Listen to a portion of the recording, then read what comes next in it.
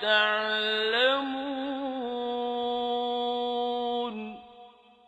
پس اگر نمیدانید از آگاهان بپرسید.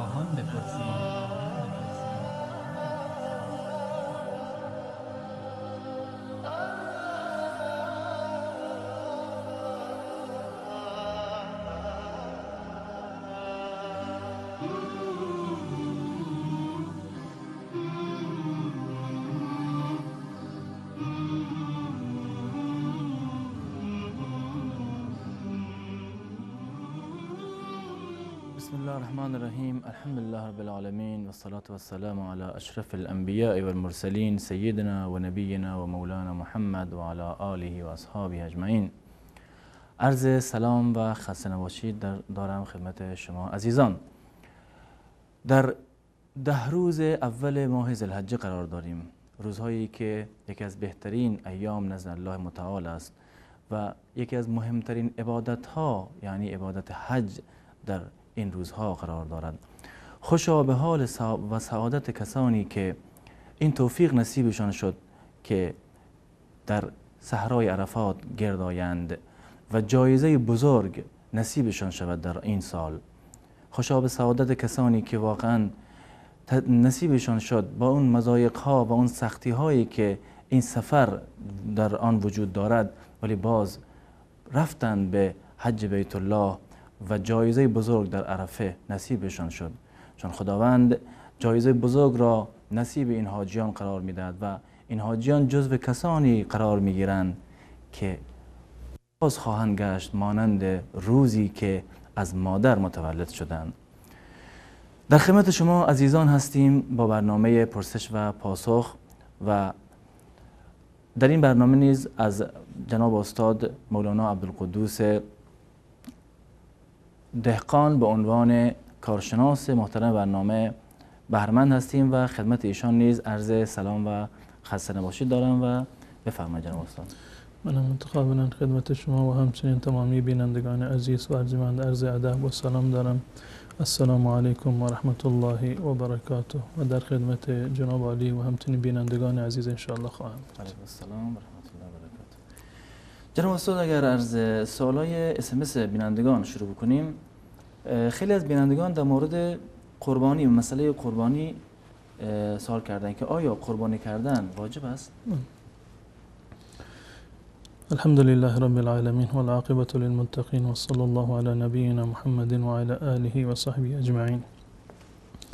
در مورد قربانی این امر یک امر مسلمی هست که قربانی کردن یکی از شعائر الهی است و یکی از دستورات و احکامی هست که در دین مبین اسلام مشروع است. فصلی لربک وانحر، این آیه را بسیاری از مفسرین ناظر بر اعمال روز حج میدونند، روز عید قربان میدونند، به معنی ذبح کردن حیوان و قربانی کردن هست و همچنین در سنت رسول الله صلی الله علیه و سلم و از عمل ایشان ثابت شده که ایشان در حیات خودشون همیشه قربانی میکردند. به طور مثال در روایتی هست که رسول الله صلی الله علیه و سلم این 2 گوسفند سفید ضحى النبی صلی الله علیه و سلم بکبشین املحین اقرنین ذبحهما بیده، که رسول الله صلی الله علیه و سلم در یکی از روزهای عید قربان 2 قوچ سفید و زیبا که شاخ داشتند اینها را قربانی کرد. این روایت متفق علیه و صحیح است در میان صحیح بخاری و صحیح مسلم. پس بنابراین هم از آیات قرآن این قربانی کردن ثابت هست و دلیل دارد و هم از عملکرد رسول الله صلی الله علیه و سلم. در مورد حکم فقهی این عمل که آیا قربانی کردن جزء واجبات هست یا جزء مسائل دیگر هست که سنت قرار میگیرند در دین مبین اسلام، قول راجح و قوی که دلایل قوی و صریح در این زمینه وجود دارد این است که قربانی کردن جزء سنت های مؤکده هست، سنت هست و بر روی این رسول الله صلی الله علیه و سلم تأکید کردند که مسلمانان در این روز باید کسانی که توانایی دارند قربانی بکنند و این مطلبی که عرض کردن یعنی سنت بودن قربانی در روز عید اضحی یا عید قربانی، این نظر جمهور اهل سنت و الجماعت هست. امام مالک، امام شافعی و امام احمد ابن حنبل رحمت الله علیهم و بسیاری از صحابه و تابعین نظرشون بر این هست که قربانی کردن در عید اضحی جز سنت ها هست و جز فرایض و واجبات نیست. دلیلشون هم روایت مشهوری هست در صحیح مسلم که حضرت ام سلمه رضی الله تعالی عنها نقل میکنند از رسول الله صلی الله علیه وسلم که رسول گرامی اسلام صلی الله علیه وسلم فرمودند اذا دخلت العشر و اراد احدكم ان یضحی، اگر 10 روز اول ماه ذوالحجه آغاز شد و کسی از شما تصمیم داشت، اراده داشت که قربانی بکند، و اراد احدکم ان یضحی، که در این حدیث رسول الله صلی الله علیه وسلم میفرماند هر کسی که میخواست قربانی بکند و 10 روز اول ماه ذوالحجه فرا رسید، فلا یمس من شعره، در روایت دیگر هست فلا یأخذ من شعره و اظفاره که روایت صحیح مسلم هست. و اون چیزی که در این حدیث مورد استدلال هست این هست که رسول الله صلی الله علیه و فرمودند که و اراد احدکم ان یضحی، اگر کسی خواست که قربانی بکند. این صراحت دارد بر این که در واقع قربانی کردن واجب نیست و بلکه یکی از سنت هایی هست که در این روز مسلمانان می توانند آن را انجام بدهند. اضافه از این مطلب در میان اقوال اصحاب رسول الله صلی الله علیه و سلم اینو ما فراوان داریم از حضرت ابوبکر، حضرت عمر رضی الله تعالی عنهما و بسیاری دیگر از اصحاب رسول الله صلی الله علیه و سلم که قائل به وجوب و فرضیت قربانی کردن در عید قربان نبودند، بلکه آن را سنت میدونستند. به طور مثال روایتی هست در مصنف عبدالرزاق با سند صحیح هم نقل شده. این روایت از حضرت ابو مسعود انصاری رضی الله تعالی عنه است که میگوید که اینی لأدع الاضحى، من قربانی کردن رو ترک میکنم، یعنی عمدن من قربانی نمیکنم، و اینی موسر، در حالی که من توانایی دارم، مال و ثروت دارم، میتونم قربانی بکنم، اما من این قربانی رو انجام نمیدهم، مخافت ان یرى جیرانی انه حتم علیه، مخافت ان یرى جیرانی انه حتم علیه، از ترس این که مبادا همسایگان من گمان بکنند که قربانی کردن بر من واجب هست. میگه من ثروتمند هستم، مال دارم، اما عمدن و قصدن من قربانی نمی کنم به خاطر این که همسایگان من تصور نکنند که این قربانی کردن بر من واجب هست.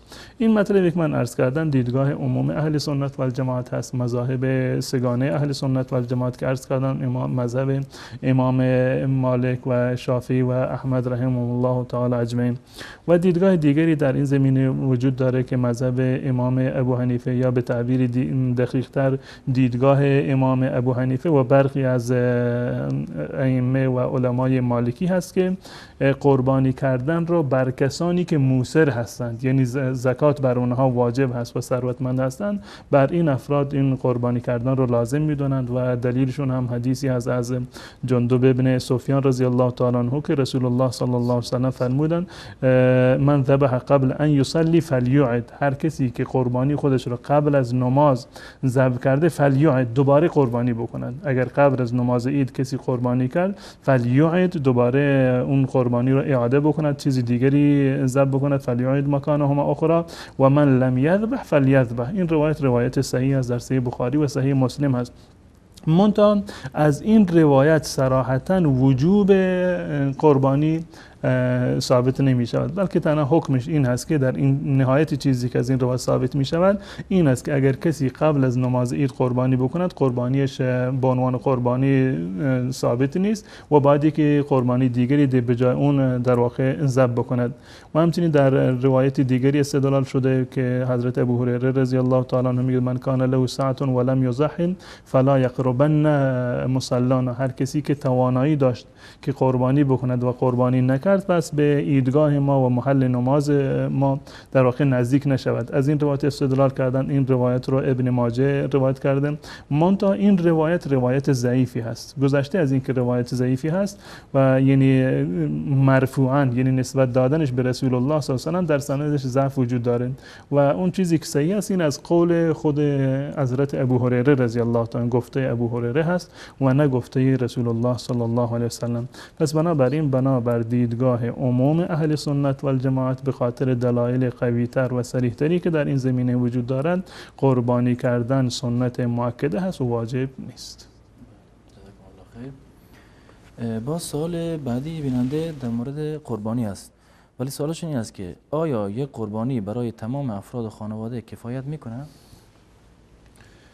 ولی در این مورد ما اگر بگردیم به عملکرد رسول الله صلی الله علیه و سلم که ایشون در زمان خودشون چگونه قربانی میکردن، جواب این سوال کاملا برای ما واضح می شود. روایتی هست در صحیح مسلم که روایت صحیحی هست که رسول الله صلی الله علیه و سلم عملشون رو برای ما در واقع حضرت عایشه رضی الله تعالی عنها نقل می‌فرمایند که ایشون میگوید که رسول الله صلی الله علیه و سلم دستور دادند که یک گوسفند در واقع یک کوچی رو ایشون قربانی کردند که این کوچ بسیار زیبا بود، به تعبیری که حضرت عایشه رضی الله تعالی عنها میگوید که یطع فی سواد و یبرک فی سواد و ینظر فی سواد. این تعبیر بسیار جالبی هست.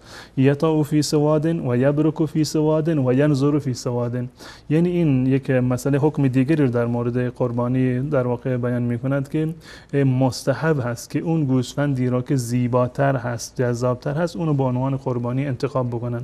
زیر قربانی رسول الله صلی الله علیه و سلم بنابر حدیث دیگری که در صحیح بخاری و مسلم هست که اومده ضحى النبی صلی الله علیه و سلم بکبشین املحین اقرنین، که دو تا کبش و دو تا در واقع قوچ سفید و بسیار زیبا رو رسول الله قربانی کردند. در این روایت صحیح مسلم که حضرت عایشه روایتش کرده، در این روایت اومده که رسول الله صلی الله علیه و دستور داد امر بکبش یطع فی سواد و یبرک فی سواد و ینظر فی سواد، یعنی در تاریکی نگاه میکرد، در سیاهی نگاه میکرد، یعنی در تاریکی راه میرفت، در تاریکی میخوابید و در تاریکی نگاه میکرد.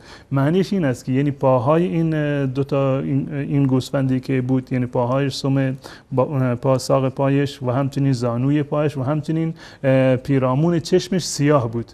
یطع فی سواد یعنی پاهایش سیاه بود، یبرک فی سواد یعنی زانوهایش که با آن روی زمین خوابید هم سیاه بود، و ینظر فی سواد و دور بر چشماش هم سیاه بود.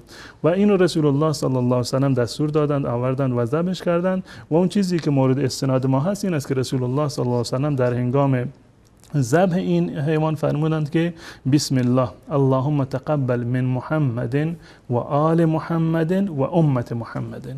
پروردگار این قربانی هست از جانب محمد، اینو قبول بکن، از جانب محمد و آل محمد و من امته و از امت محمد صلی الله علیه و سلم. پس بنابراین از این روایت معلوم میشد که قربانی کردن یک قربانی رو برای چند نفر جایز هست و هیچ اشکالی نداره که اتفاق افتاده که رسول الله صلی الله علیه و سلم یک گوسفندی رو هم برای خودش و هم برای اهل بیتش، امت که چیز جداگانه هست، هم زمان ایشون و هم زمان بعد از ایشون رو در بر میگیرند و همچنین در اون اهل بیت رسول الله صلی الله علیه و سلم که حی و حاضر بودند این قربانی شامل حال اونها میشد و بعد از این رسول الله صلی الله علیه و آله قربانی رو در واقع سر بریدن. این یک گذشته از این که از این روایت رسول الله صلی الله علیه و سلم ثابت هست، از عمل اصحاب رسول الله صلی الله علیه و سلم هم ثابت هست. به طور مثال عطا ابن یسار میگوید که من از حضرت ابو ایوب رضی الله تعالی عنه پرسیدم که کیف کانت الاضاحی ایام رسول الله، در زمان رسول الله صلی الله علیه و سلم این قربانی ها به چه کیفیت بود، شما چگونه قربانی میکردید؟ حضرت ابو ایوب انصاری رضی الله تعالی عنه در ادامه این روایت میگه کان الرجل یضحی بالشاة عنه و عن اهل بیته. در زمان رسول الله صلی الله علیه و سلم هر مردی برای خودش و برای اهل بیتش یک قربانی رو ذبح میکرد، یعنی یک گوسفندی هم برای خودش و هم برای اهل بیتش این رو ذبح میکرد. فیاکلون و یطعمون، مردم خودشون هم میخوردن، به فقرا و مساکین هم میدادن، حتی تباه الناس، تا اینکه مردم در واقع چشم هم چشمی کردن، فخر فروشی کردن و تا اینکه به گونه رسید که امروزه شما شاهد هستید، یعنی هر کسی جداگانه، هر فردی از افراد خانواده جداگانه برای خودشون در واقع گوسفندی رو ذبح میکنند. و این مذهب جمهور اهل سنت و الجماعت هست، یعنی امام مالک، امام شافعی و امام احمد ابن حنبل که معتقد هستند که یک گوسفندی رو اگر سرپرست خانواده ذبح بکند هم به حساب خودش کفایت میکند و هم برای همسرش و هم برای تمام فرزندان و خانوادهش به صورت کامل این کفایت میکند. اما در مذهب امام ابو حنیفه رحمت الله علیه یک مقداری این مسئله رو تنگتر دیدن و امام ابو حنیفه مکروه میداند این چیز رو که یک گوسفندی برای چند نفر ذبح بکنند. یعنی این مطلب رو من اشاره بکنم که در روایت اومده بود، همونگونه که در روایت حضرت عایشه رضی الله تعالی عنها اومده بود و هم در روایت ابو ایوب انصاری رضی الله تعالی عنه که این برای یک خانواده هست، نه اینکه چند خانواده و چند نفر بیان شریک بشن در یک گوسفند.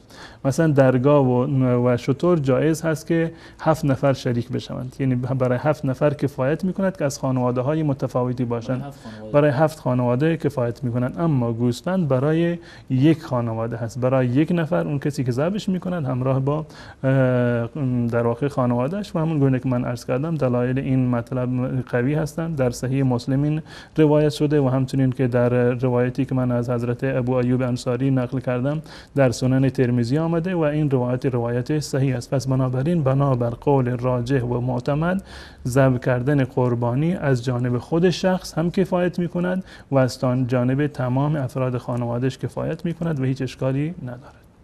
جزاکم الله خیر. حال در مورد قربانی که شما فرمودین، خب قربانی کردن چه حیواناتی جایز نیست؟ یعنی آیا قربانی کردن همه حیوانات جایز است یا محدودیت وجود دارد؟ در مورد انواع حیواناتی که قربانی میشوند در ماه این ذوالحجه و در روز عید، 3 نوع حیوان داریم: گوسفند و گاو و شتر. یعنی به صورت کلی این 3 نوع حیوان رو میتوانیم که به عنوان قربانی در واقع ذبح بکنیم و قربانی بکنیم، اینها رو در روز عید قربان. منتها اون چیزی که در روایات اومده که از تمام این موارد گاو و گوسفند و شتر یک معیارهای خاصی رو دارند که اگر واجد این شرایط نباشند در واقع این قربانی کردن چون این حیواناتی جایز نیست. در روایتی هست در صحیح در سنن نسائی که روایت صحیح است از حضرت براء ابن عازب رضی الله تعالی عنه که رسول الله صلی الله علیه و سلم فرمودند 4 لا یجزین فی الاضاحی.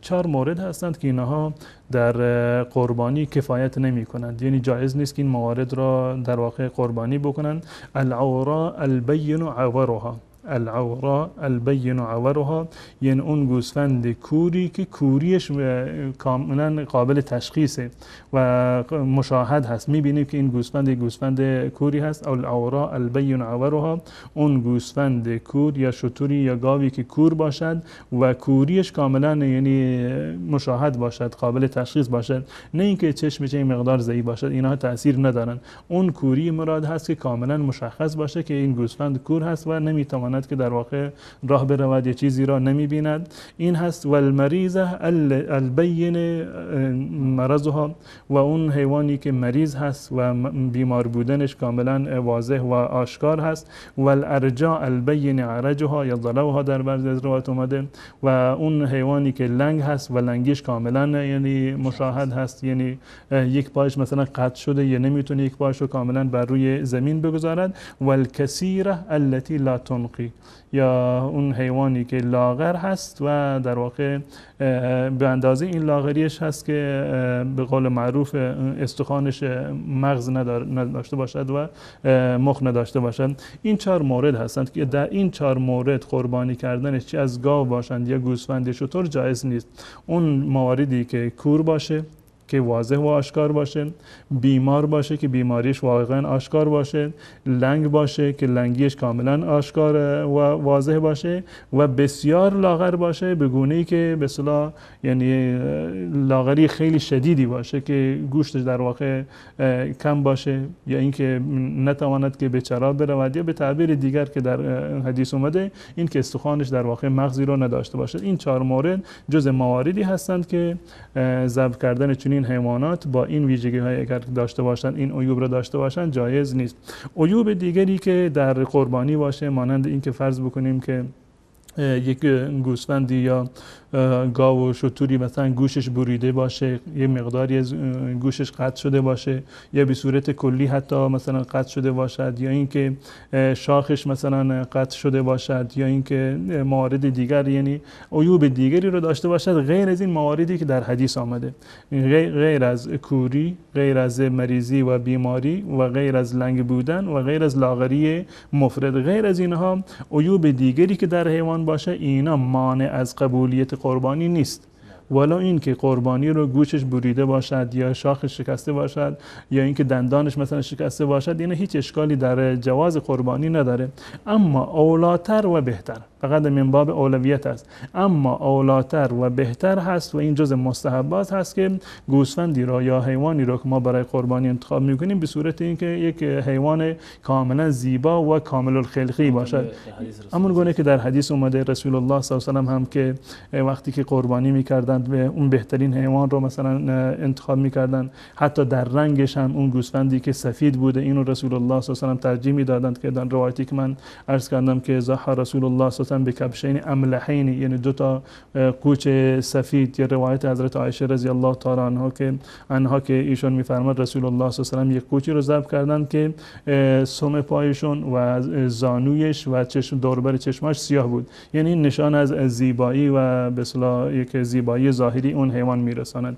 پس بنابراین اگر این موارد باشند اما قربانی کردنش جایز است، ولی اینکه گوشش بریده باشه، شاخش شکسته باشه، دندانش شکسته باشه، قربانی کردنش جایز هست. منتها اگر کسی توانایی دارد براش میسر است که حیوان کامل الخلقه و زیباتری رو انتخاب بکند، این اولاتر و بهتر است.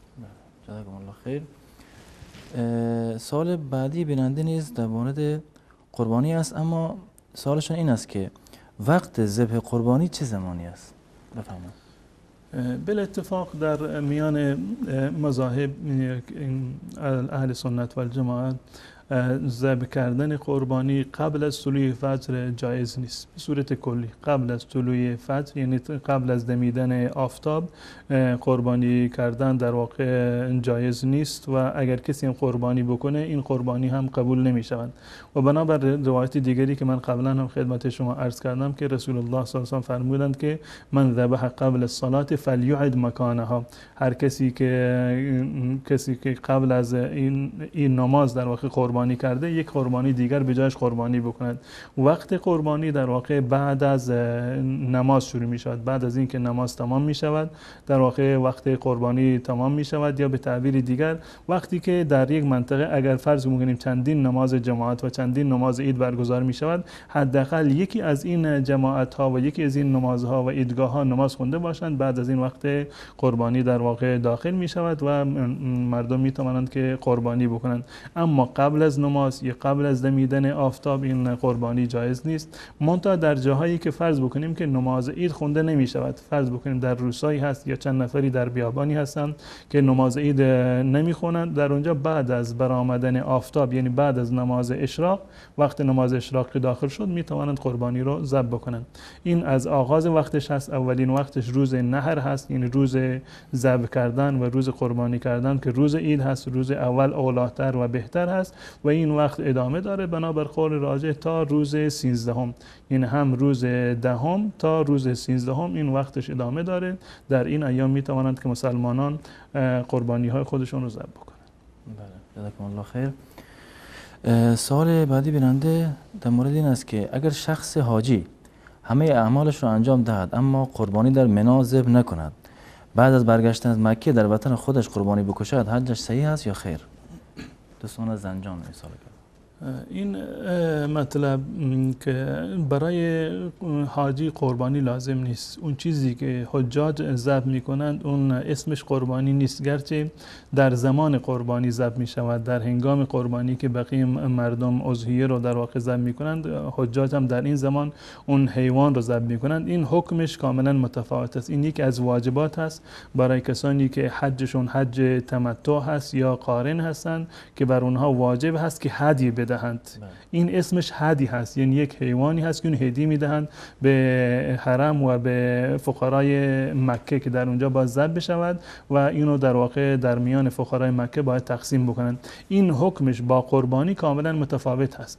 اگر کسی به حج رفته باید، یعنی خصوصا وقتی که اون حجش حج تمتع باشه یا قران باشه، قارن هست که بله معمولا حج تمتع که بیشتر حجاج حج تمتع به اصطلاح نیت میکنند، این باید این قربانی رو ذبح بکنن در مکه و در روز 10 و روز عید. در واقع این افرادی که در حج هستن میتونن که قربانی هم بکنند، اضافه بر اون هدیی که در مکه ذبح میکنن میتونن مثلا قبلا یک حیوانی رو خریده باشن در منطقه خودشون به عنوان قربانی ذبح بشه. این دوتا حکم کاملا با هم دیگر متفاوته. قربانی کردن بنابر قول راجح من قبلا عرض کردم سنت مؤکده هست، اما هدیی که به حاجی باید در مکه ذبح بکند اون حکمش حکم واجبی هست که جایش هم در خود مکه هست و در جای دیگر نمیتواند ذبح بکند. یعنی حاجی این اجازه رو ندارد که خودش در مکه باشد و دستور بدهد مثلا که در منطقه خودش در شهر خودش فرض کنیم در ایران یا افغانستان در اونجا کسی به جایش قربانی بکند. اون قربانی به جای هدیی که حاجی باید ذبح بکند بیج اونان قابل قبول نیست و حکمش این قربانی یا به تعبیر دقیق تر هدیی که حجاج دارن این عرض کردم که واجب هست. اگر کسی توانایی داشته باشد باید این قربانی رو و این هدی رو ذبح بکند در مکه و اگر کسی توانایی نداشت حکم شرعیش این است که به جای اون 10 روز رو باید روزه بگیره.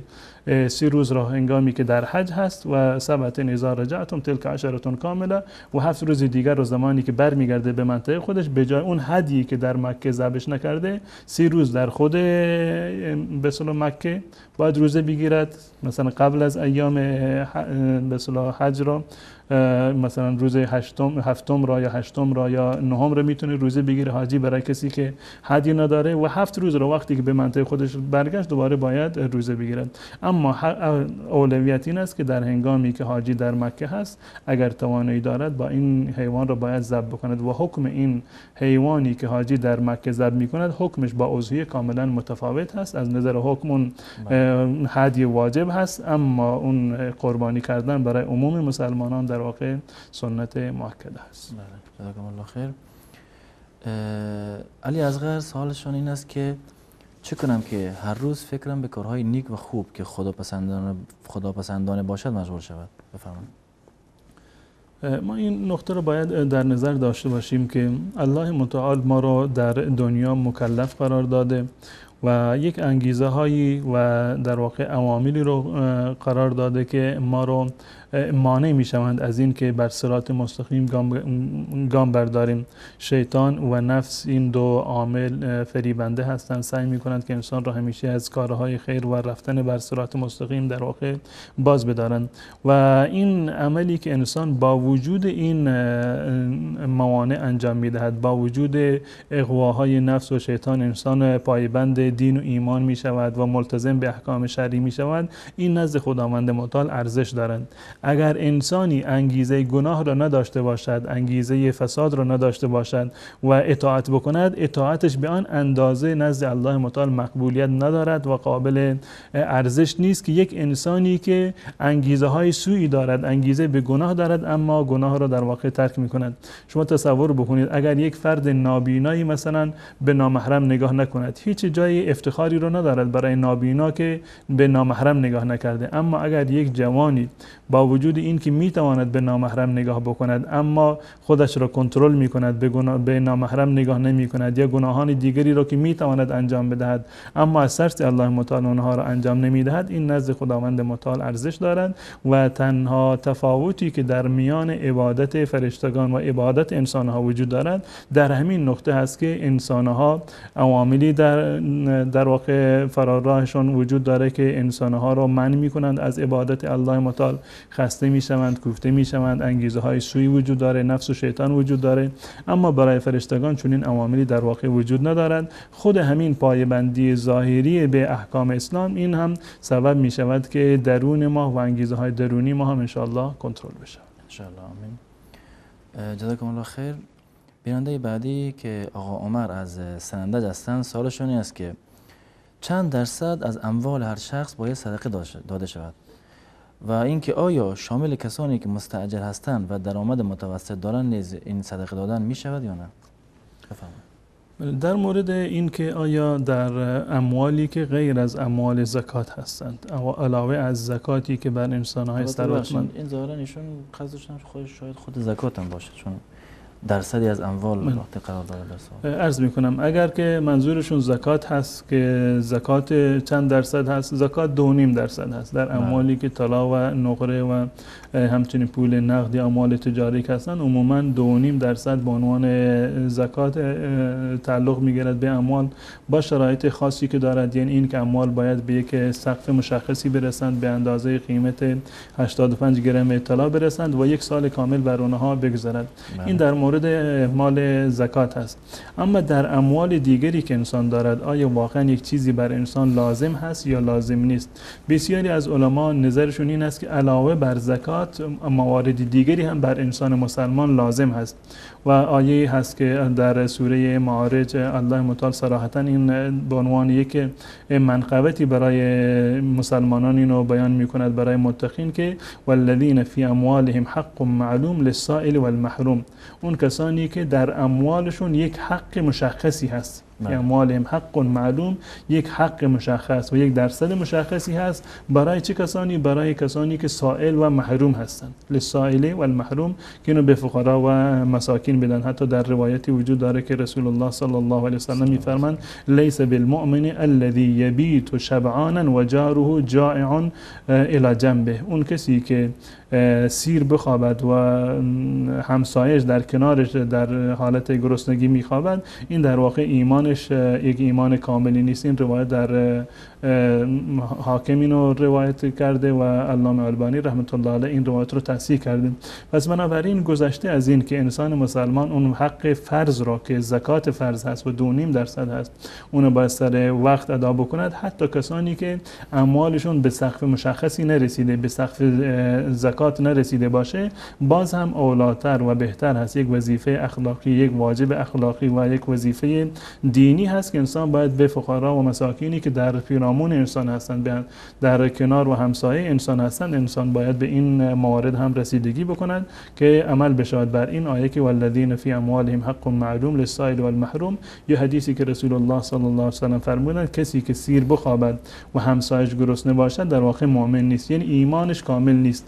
و لازمه ایمان کامل این است که همان گونه که خود ما سیر هستیم، خود ما مشکلی رو نداریم، باید در فکر همسایگان خودمون و فقرایی که میشناسیم، خانواده های تهیدست و فقیر و تنگ دستی که پیرامون ما هستن، باید به اونها هم رسیدگی بکنیم. یک مطلب جالبی که در سوره قصص در مورد قارون ذکر شده، یک درسی رو یعنی واقعا برای ما داره که علما 5 قاعده رو از صریح اون آیات استنباط کردند که برای ثروتمندان خیلی جالب هست و خیلی مهم هست که این قواعد رو باید در نظر داشته باشند و بر مبنای آن عمل بکنند. مال عموما یک نوع غروری رو می آورد و یک نوع در واقع انسان رو در واقع بیشتر از وادار میکنه به یک نوع غرور و غرور کاذبی که در واقع به برخی از انسان‌هایی که ظرفیت ندارن دست می‌دهند. در این آیات، آیه 76 و 77 سوره قصص، خداوند متعال در مورد اینها می‌فرماید لا تفرح ان الله لا يحب الفرحین، غره مشو، شادمان مشو به این که خداوند متعال به تو این مال را داده.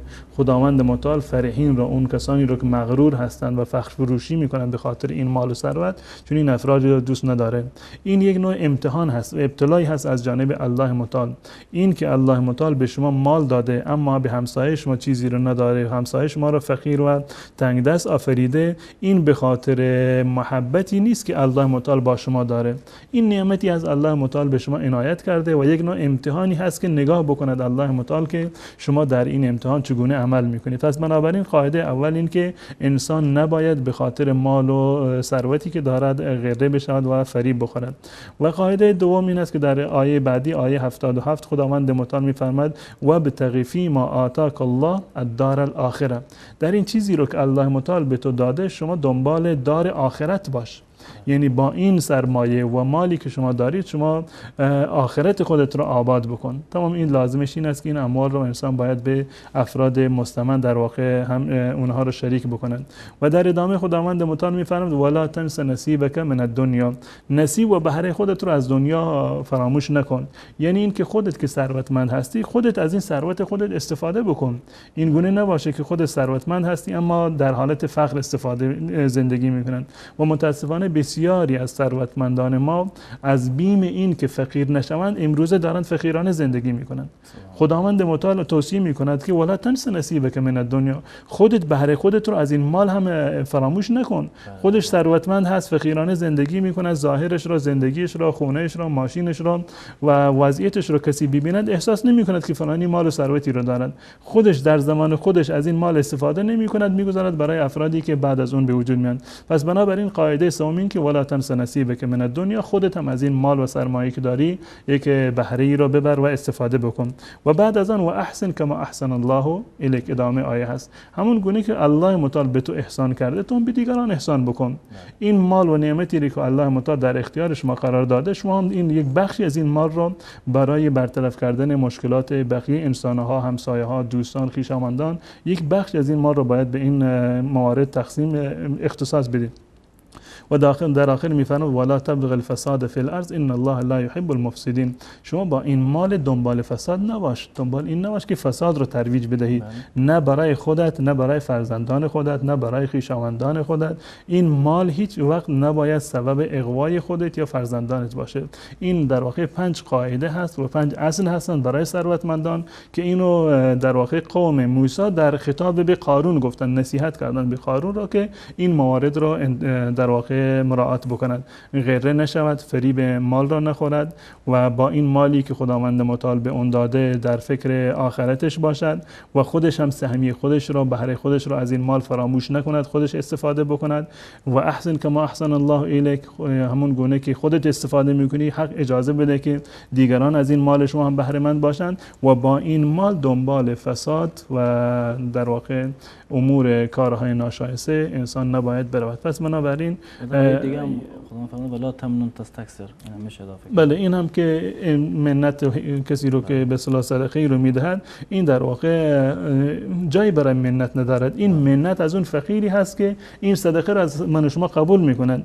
اگر این فقیر وجود نمی داشت، این صدقه من و شما رو قبول نمی کرد، خب ما نمیتونستیم صدقه بدیم و ثواب صدقه رو نمیتونستیم ما دریافت بکنیم. پس بنابراین این منتی نیست که ما برای اون فقیر میگذاریم، این فقیر هست که بر ما این منت رو دارد که صدقه ما رو قبول کرده تا اینکه ما مستوجب پاداش خداوند متعال باشیم. پس بنابراین زیبا هست و سزاوار هست برای انسان‌های مسلمان، حتی ولو این که اموالشون به حد زکات نرسیده باشد، اما همیشه یک سهمی رو از اموال خودشون رو اختصاص بدن برای فقرا و مساکین. جزاکم الله خیر. سال بعدی بیننده که بالاخره بر اساس پیشرفت دوره و مسائل و بعضی امورایی که در دنیا پیشرفت کرده و شاید حتی در قدیم همچنین چیزی وجود داشته، در مورد تحصیل و علاوه بر تحصیل کار کردن زنان است. یعنی سوالشون این است که نظر اسلام در رابطه با تحصیل و کار کردن برای زنان چیست؟ بفرمایید. در مورد حقوق زنان در اسلام، به اندازه‌ای که اسلام حقوق زن رو مراعات کرده و به زن قدر و منزلت داده، در هیچ یکی از ادیان گذشته یا حتی قوانین وضعی و ساخته و پرداخته دست بشر امروزی هم چنین حقوقی برای زن تعریف نشده. نه تنها که از دیدگاه اسلام آموزش برای زن ممنوعیتی ندارد، تعلیم و خواندن، مدرسه رفتن، دانشگاه رفتن برای زن هیچ گونه ممنوعیتی رو ندارد، بلکه از دیدگاه اسلام واجب هست که زن در واقع تعلیم ببیند، آموزش ببیند، به مدرسه برود، به دانشگاه برود تا اینکه واجبات خودش رو یاد بگیرند. همون گونه که مرد در واقع یک واجباتی بر عهدهش هست، یک سری حقوقی اهم از حقوق الله که بر عهده انسان هست، اهم از حقوق همسایگان یا حقوق پدر و مادر، برادر و خواهر و بقیه خویشاوندان که بر عهده انسان هست. انسان تا زمانی که نرود دنبال تحصیل و دانش و علم را فرا نگیرد، به هیچ عنوان نمیتواند که نه حقوق خودش را بشناسد، نه حقوق خدا را بشناسد و نه حقوق همسایگان و بقیه بندگان خداوند متعال را بشناسد. تمام گونه که احکامی برای مرد لازم هست، احکام نماز و روزه و زکات و حج و بقیه آداب و احکام اسلامی، بر مرد هم بر زن هم لازم هست و بر زن واجب هست که برود و این احکام شرعی رو حتما باید فرا بگیرد. نه تنها این که دین مبین اسلام مانع از خواندن و در واقع تحصیل زن نیست، بلکه از دیدگاه اسلام لازم هست که زن برود حداقل در مواردی که بر اون واجب هست به اندازه‌ای که بتواند حکم خدا رو انجام بدهد و حقوق الله و بندگان الله را در واقع پرداخت بکند، در این زمینه برود و تحصیل بکند. و همچنین در موارد دیگری که نیاز هست به زنان که باید بروند تحصیل بکنند، مثلا در مواردی که نیاز هست مثلا پزشک بشوند و مدرس و معلم باشند برای زنان، یا اینکه در بیمارستان ها کار بکنند، مواردی که اختصاص به بانوان داره، اینها جز مواردی هست که لازم هست، اصلا فرض کفایه هست هست که باید زنانی و دخترانی از هر جامعه‌ای و از هر منطقه‌ای باید بروند این امور را یاد بگیرند تا اینکه زنان مسلمان مجبور نشوند که برای آموزش و یاد گرفتن احکام دینشان یا برای معالجه و مداوای خودشون پیش مردها بروند و پیش افراد نامحرم در واقع مجبور بشوند که بروند و مراجعه بکنند. پس بنابراین حکم تحصیل زن برای علم برای زن از دیدگاه اسلام نه تنها جایز هست بلکه فراتر از این واجب هم هست. این در مورد تحصیل علم است. اما در مورد کار کردن زن از دیدگاه اسلام هیچ ممنوعیتی وجود ندارد که زن برود و کار بکند. یعنی کار کردن زن و اشتغال زن از دیدگاه اسلام حرام نیست، یک کار حرام نیست، بلکه برعکسش یک کار جایزی هست و مباح. منتها در این زمینه باید یک سری شرایطی رو باید در نظر داشت، یک سری قیودی رو که در این زمینه وجود دارند اینها رو انسان باید در نظر داشته باشه. من جمله این که کاری که زن انجام میدهد باید مناسب با طبیعت و حال زن باشه، نه اینکه کار سختی باشه، کاری که مردها از پس اون بر نمیاد اینو ما محول بکنیم به زنها، یا کاری باشه که کرامت زن را، شرافت زن را، عفت و پاکدامنی زن را یا حتی وضعیت جسمانی زن را زیر سوال ببرد و خدشه‌دار بکند. کاری باشه که مناسب با خود جایگاه اون زن باشه، به عنوان معلم باشه، به عنوان مدرس باشه، به عنوان اینکه در یک مؤسسه مثلا بتونه یک کاری رو انجام بده، یا پزشک زنان باشه، معلم زنان باشه، یا کارهای دیگری و اجتماعی رو که یک زن میتونه اونها رو انجام بده. دوم این که این کاری رو که زن انجام میدهد مبادا این کارش موجب بشود که وظیفه اصلی این زن رو تحت تاثیر قرار بدهد. وظیفه اصلیش در واقع پرورش فرزندان و تربیت فرزندانش هست و رسیدگی به امور خانواده هست. این گونه نباشد که به بهانه کار اون حقوق زناشویی رو که بر عهده‌اش هست، حقوق فرزندانی رو که بر عهده‌اش هستند، تعلیم و تربیت فرزندانش، اونها رو زیر سوال ببرند. و شرط سومش این است که ولی باید اجازه بدهد، اهم از این که ولیش پدرش باشد یا افراد دیگر باشد یا اینکه شوهرش باشد، همراه با این اجازه شوهر و ولی باید این کار رو انجام بدهد. مورد چهارم و شرط چهارم این است که این کار نباید سبب بشود که این زن با یک مرد خلوت بکند. خلوت زن و مرد بیگانه در یک جا کاملا حرام هست و تحت هیچ شرایطی جایز نیست، حتما باید همراه با محرم باشد.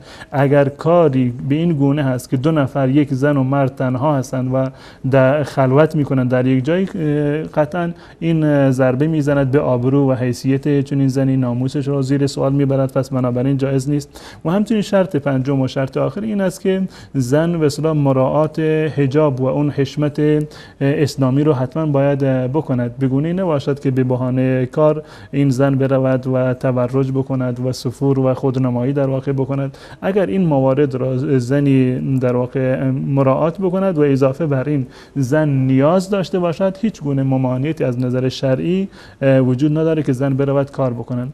اما اگر یک زنی واقعا زندگیش تأمین هست، چه از جانب پدرش تأمین هست، چه از جانب در واقع شوهرش یا فرزندانش تأمین هست و هیچ گونه نیازی وجود نداره که زن برود برای کار یا مشغولیت ها و شغل های دیگری را انتخاب بکند، پس بنابراین مناسب هم نیست. و این بهتر و اولاتر برای زنی که زندگیش تأمین هست و نیازی به مال ندارد و فرزندانش یا پدر و مادرش یا شوهر زندگیش را تأمین کرده، اولاتر و بهتر است که کار خارج از منزل انجام ندهد. اما اگر زنی واقعا نیاز داشته باشد، با این شرایطی که من عرض کردم، هیچ گونه اشکال شرعی وجود ندارد و زن میتواند بیرون از منزل برود و اشتغال داشته باشه. بله، جزاکم الله خیر. از اتاق فرمان هم خواهش میکنم که شما تماس بینندگان را زیرنویس بکنن که از الان کسانی که میخوان تماس بگیرن میتونن تماس بگیرن. فقط خواهش میکنم که صدای ما را از تلفن بشنون و صدای تلویزیون را پایین بیارن، چون که صدا میفته و صداها دیر میاد. جناب استاد، سوال بعدی بیننده که تقریبا میشه به 2 سال تقسیمش کرد، در مورد این است که یعنی یک کمی هم طولانیه، اینه که آیا زنی که 2 تا بچه داشته باشه و به شوهرش خیانت کنه اما با توافق طرفین و بدون مهریه طلاقش بده، یعنی شوهر طلاقش بده، آیا حقی بر گردن شوهر سابقش دارد یا نه؟ و دوم، این سوال دوم این که حد جرم چنین زنانی چی است؟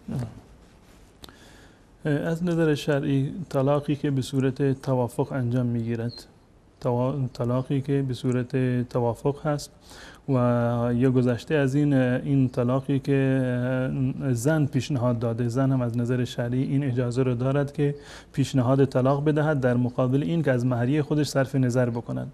برای چنین موارد البته لفظ طلاق رو به کار نمیبرند. یک لفظ دیگری هست که عنوان خلع هست. خلع یک حکمی هست شبیه به طلاق هست، منتها طلاق از جانب مرد هست و خلع از جانب زن هست. پیشنهاد طلاق از جانب زن هست و زن در مقابل این که خودش رو از این زندگی رها بکنه در واقع پیشنهاد طلاق میدهد، در مقابل این که از مهریه خودش صرف نظر بکنن. در صورتی که این طلاق به صورت با رضایت انجام گرفته، این یک نوع خلع هست، یعنی گذشتن، درگذر کردن و صرف نظر کردن زن از مهریه هست. هیچ گونه اشکالی رو نداره و این کار کاملا جایز هست و هیچ گونه حق دیگری بر شوهر لازم نیست. وقتی که این طلاق با توافق انجام گرفته و خود زن از مهریه‌اش هم صرف نظر کرده، هیچ گناهی بر گردن شوهر بعد و حق دیگر باقی نمیماند. تا اون بچه هایی که هستند اون حق اونها سر جای خودشون هست، حق تربیتشون، حق هزینه و مخارج زندگیشون برگردن این مرد کماکان لازم هست و واجب هست. و در مورد حدود شرعی، این حدود شرعی رو کسی که اجرا بکند بعد از این که این جرم ثابت بشود، این جرم زنا یک واقعا در طول تاریخ اسلام سابقه نداره که با شاهد بتونیم این انجام بدیم. یعنی هیچ گونه حدس و گمانی در اثبات جرم زنا تأثیر نداره. هرچند شما دیده باشید که یک زنی با یک مردی همیشه رفت و آمد دارن، همیشه با هم همراه هستن، سوار ماشین هستن، سوار موتور هستن، رفت و آمد دارن. دیدید که زن و مردی با هم دیگر به داخل یک ساختمان رفتن، در داخل یک اتاق بودن. حتی اگر دیدید که زن و مردی در یک اتاقی با هم دیگر خلوت کرده بودن، حتی لخت و عریان بودن، بازم اینها نمیتونه دلیلی برای اثبات جرم زنا باشه. اثبات زنا از نظر شرعی 4 شاهد لازم دارند، نه اینکه 4 شاهد بیان و ثابت بکنند که بله ما دیدیم فلانی با فلانی سوار ماشین شدند و رفتن، دیدیم که با هم همراه بودند تو بازار میگشتند، دیدیم که در فلان خونه رفتن. اینها با این وسیله نمیشه که جرم زنا رو ثابت کرد، بلکه دقیقاً باید همون کیفیت زنا را و کیفیت در واقع مقاربت و مباشرت را و حالت دخول را باید تشریح بدن تا اینکه بتونه این جرم زنا ثابت باشه.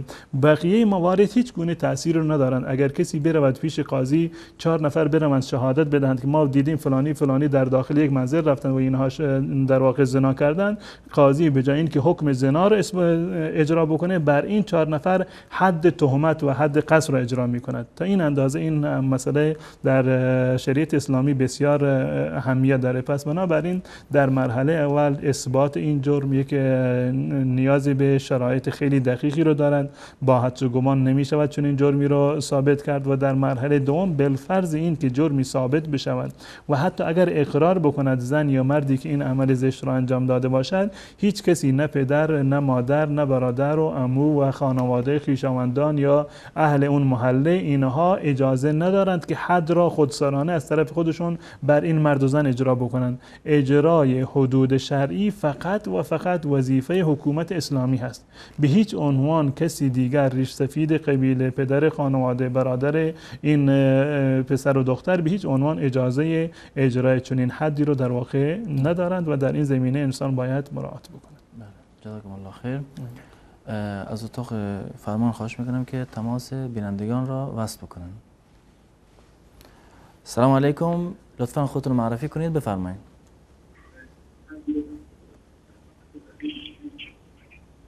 و خواهش میکنم که صدای تلویزیون را کم کنید و از تلفن صدا رو بشنوید. سلام علیکم، بفرمایید. بله سلام علیکم، حشمت الله هستم از افغانستان به تماس شده. و علیکم السلام و رحمت الله، بفرمایید برادر عزیز. یک سوال داشتم. سوالم اینه که تکبیر تشریق بالای زنا واجب است یا نه؟ سوالتون چیه؟ ببخشید. گفتم تکبیر تشریق بالای زنا واجب است؟ انشالله پاسخ دریافت خواهیم کرد. خدا سلامت. بیننده بعدی رو بگیریم. سلام علیکم، لطفا خودتون رو معرفی کنید، بفرمایید. سلام علیکم. خسته نباشید. و علیکم السلام و رحمت الله، بفرمایید. لطفا خودتون رو معرفی کنید و سوالتون رو بفرمایید. من از بینندگان خواهش میکنم که صدا رو از تلفن بشنون، منتظر نشن که از تلویزیون صدا پخش بشه.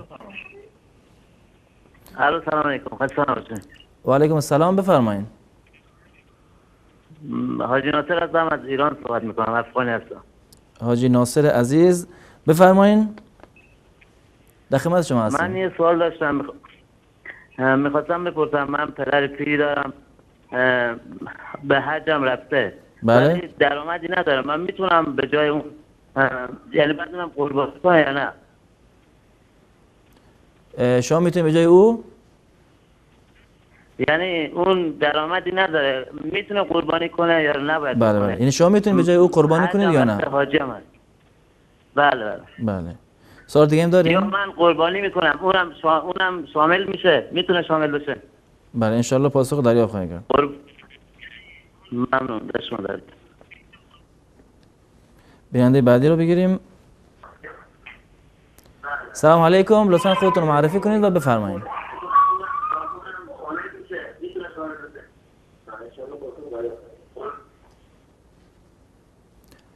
سلام علیکم، بفرمایید.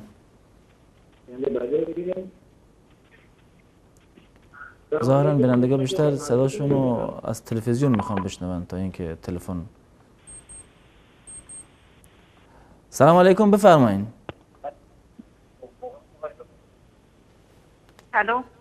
سلام علیکم، لطفا خودتون رو معرفی کنید و بفرمایید.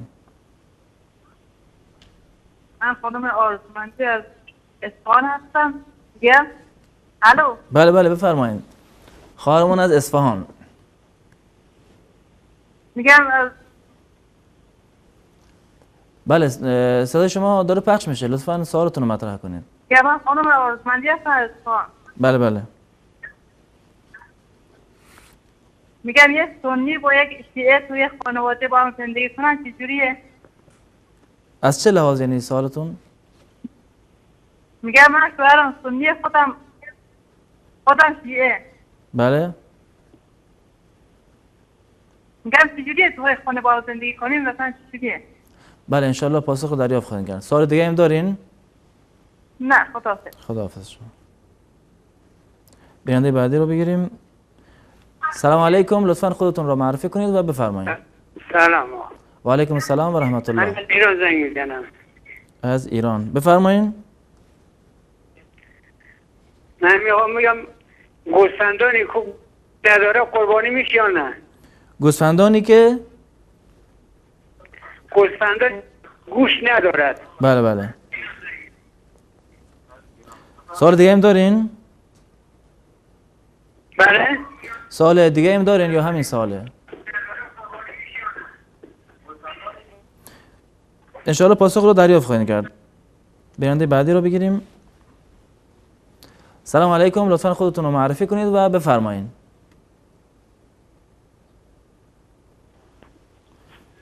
سلام علیکم، بفرمایید.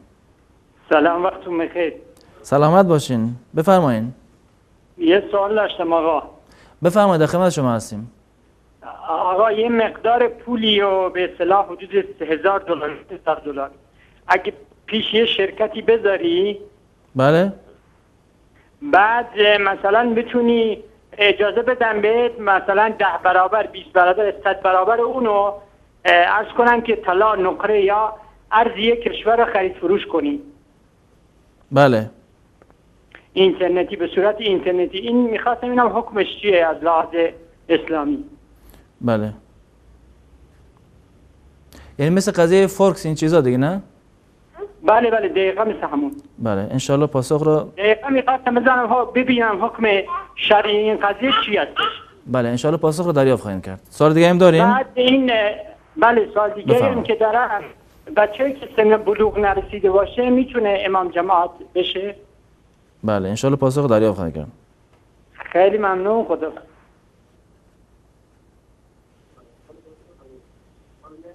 بیننده بعدی رو بگیریم. سلام علیکم، بفرمایید. الو سلام علیکم، خسته نباشید. و علیکم السلام و رحمت الله، سلامت باشین، بفرمایید. از برنامه خیلی خوب داشتم. یه سوالی داشتم من. بفرمایید، در خدمت شما هستیم. آیا یه مثلا کسی که با مثلا کسی نامزد میکنه، این با هم نامزد هستن در چه حدی مثلا با هم محرم هستن؟ آیا مثلا میدونن با هم جاهای مختلف تنها برن یا مثلا بخشین منظور از نامزد کسی که عقد ازدواج بستن یا فقط خواستگاری کردن؟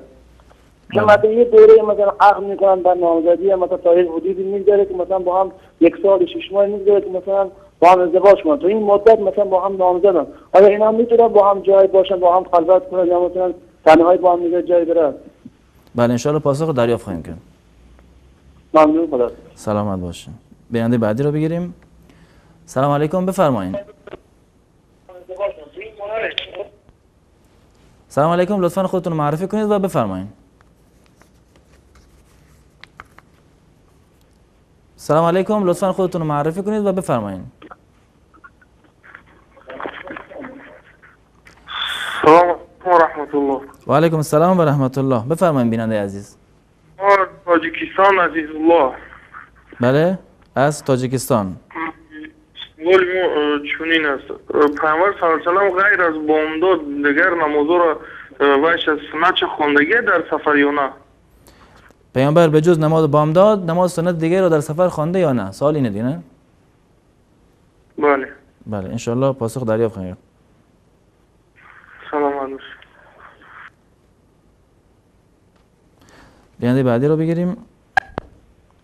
الو. سلام علیکم، بفرمایید. خواستم با صحت و سلامت. سلامت باشین. بفرمایید لطفا سوال خود رو مطرح کنید. آقا ما مثلا کارگر هستیم، حالا میام 1 سال به ایران میکنیم یا 2 سال ایران میکنیم، مثلا نماز مثلا مسافرانه این چیزی رو خونیم. ببخشید صداتون واضح نیست، اگه میشه یکمی بلندتر صحبت کنید تا صدا کلا سوال واضح بشه. ما الان مثلا کارگر هستیم، کارگر مثلا افغانی میام 1 سال 2 سال مثلا تو ایران بله زندگی میکنیم، برای نماز مسافرانه اینا مخصوصا صحبت کنیم. یعنی 2 سال در ایران زندگی و نماز مسافرت حکمش چیه دیگه؟ مثلا در نماز ما تجربه. بله ان شاء الله. خدا.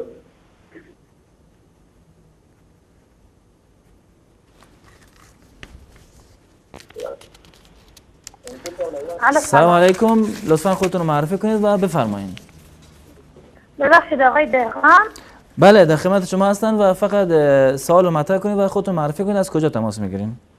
ببخشید سوال داشتم. سوره نساء آیه 24 اشاره به چی داره؟ چون آقا به مکار دروغگو الله یاری و تو شبکه اهل بیت گفتن این اشاره به سیره داره. بله. و گفتم یکم توضیح بدین در موردش. ان شاء الله. سوال دیگه هم دارین؟ بعد زیارت عاشورا که شیعیان گوش میدن، بعد اینم گناه داره یا نه گوش دادنش؟ بله. خیلی ممنون. سلامت باشین. خدا. بیننده بعدی رو بگیریم. سلام علیکم، بفرمایید. و علیکم السلام. شبکه وصال حق. بله بفرمایید، صدای شما داره پخش میشه و منتظر سوال شما هستیم. بفرمایید. ما با آقای دهقانی گپ زدن میتونیم؟ الان شما صداتون داره پخش میشه به صورت مستقیم، منتظر سوال شما هستیم. بفرمایید. ما یک سوال داشتیم. در خدمت شما هستیم، بفرمایید. شخص حاجی میتوند که برای برادرش، برای خواهرش، برای باباش حج عمره کند؟ حج عمره. بله بله. بله انشالله پاسخ دریافت خواهید کرد. بله سلامت باشه. سلامت باشه. بیننده بعدی رو بگیریم. سلام علیکم، بفرمایید. سلام، خسته باشین. سلامت باشین، بفرمایید.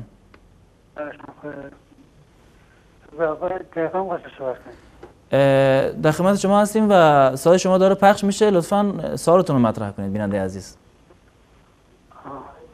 مرسی ممنون. ببخشید یه سوال داشتیم. بفرمایید. من با خانم تزوج کردم، خانم فوت کرد. فقط لطفاً صدای خودتون یکم بلندتر کنید چون صداتون خیلی پایینه بیننده عزیز. من با ماشین تزوج کردم، خانم فوت شد. بله. بعدیم پدرش گرفتش واسه مهریه‌اش شکایت کرده. حالا مخواستم بهش تعلق میگیره یا نه؟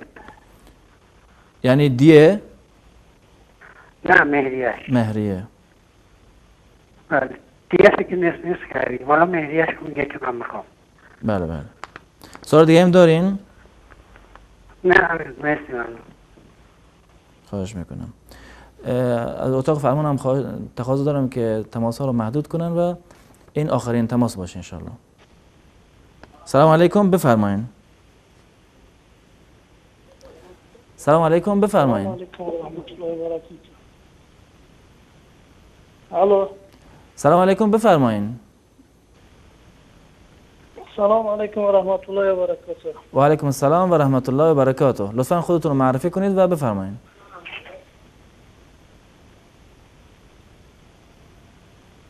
ظاهرا صداشون قطع شد. بیننده بعدی رو بگیریم. سلام علیکم بفرمایید.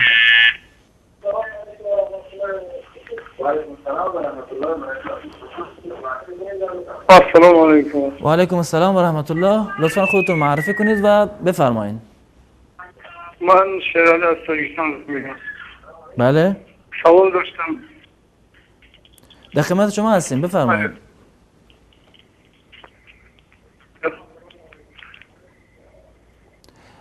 لطفا صدا رو از تلفن بشنوید بیننده عزیز. ظاهرا تماسشون قطع شد. بیننده بعدی رو بگیریم. سلام علیکم بفرمایید.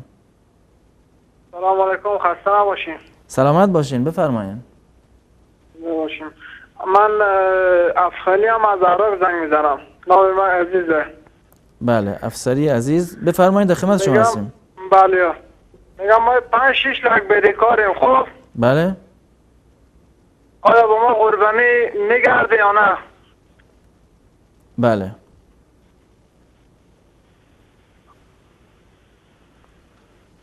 سوال دیگه هم دارین؟ نه زنده باشیم. خدا سلامت باشین. سلام علیکم بفرمایین. سلام علیکم لطفا خودتون معرفی کنید و بفرمایین. که فکر کنم آخرین تماسم باشه دیگه. الو. سلام علیکم بفرمایین بیننده عزیز. السلام علیکم. و علیکم السلام و رحمت الله. بفرمایین. من ملکه از تاجیکستان. ملکی از تاجیکستان بفرمایید در خدمت شما هستیم. من میخواستم درباره ابرو کندن و زنها. بله. این ابروی کردن. درباره ابرو کندن زنها کندن گناه هست؟ شیخ توضیح بدن که آیا گناه هست یا نه. سوال دیگه هم داریم بیننده عزیز؟ نه. خواهش میکنم. رحمت. تشکر میکنم. انشاءالله پاسخ را دریافت خواهی کرد. در اینجا اگه استاد موافق باشین با هم یک میان برنامه ببینیم و بعد از یک استراحت کوتاهی بینندگان پاسخ را دریافت خواهند کرد. بینندگان عزیز بعد از یک میان برنامه باز خواهیم گشت و در خدمت شما عزیزان خواهیم بود. فضائل دهه ذوالحجه. عن ابن عباس رضي الله عنهما قال قال رسول الله صلى الله عليه وسلم ما من أيام العمل الصالح فيها أحب إلى الله عز وجل من هذه الأيام يعني العشر. قالوا يا رسول الله ولا الجهاد في سبيل الله؟ قال ولا الجهاد في سبيل الله إلا رجل خرج بنفسه وماله ثم لم يرجع من ذلك بشيء. متفق عليه. ابن عباس رضی الله عنهما روایت می کند که رسول الله صلی الله علیه و سلم فرمودند عمل صالح در هیچ روزی نزد الله متعال محبوب تر از عملی که در این دهه انجام میپذیرد نیست. گفتند حتی جهاد در راه الله؟ فرمودند حتی جهاد در راه الله، مگر شخصی که با جان و مال خویش به جهاد برود و سپس هیچ یک از آن را برنگرداند.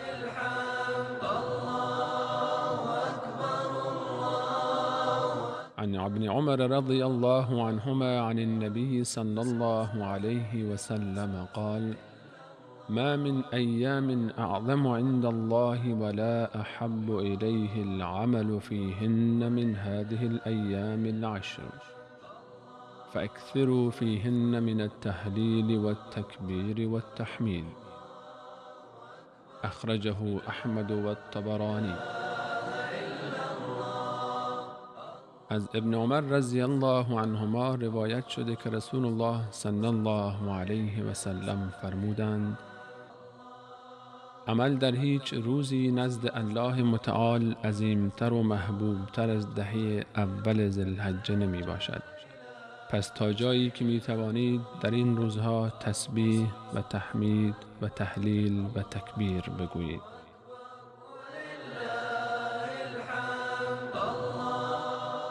كان ابن عمر وأبو هريرة رضي الله عنهم يخرجان إلى السوق في أيام العشر يكبران ويكبر الناس بتكبيرهما. رواه البخاری. امام بخاری در صحیح خود نقل می کند که ابن عمر و ابو هریره رضی الله عنهم در دهه ذوالحجه وارد بازار شده و با صدای بلند تکبیر می گفتند و مردم با شنیدن صدای آنها تکبیر می گفتند. دعای تکبیر دهه ذوالحجه چنین می باشد: الله اکبر، الله اکبر، الله اکبر، لا اله الا الله، الله اکبر، الله اکبر ولله الحمد.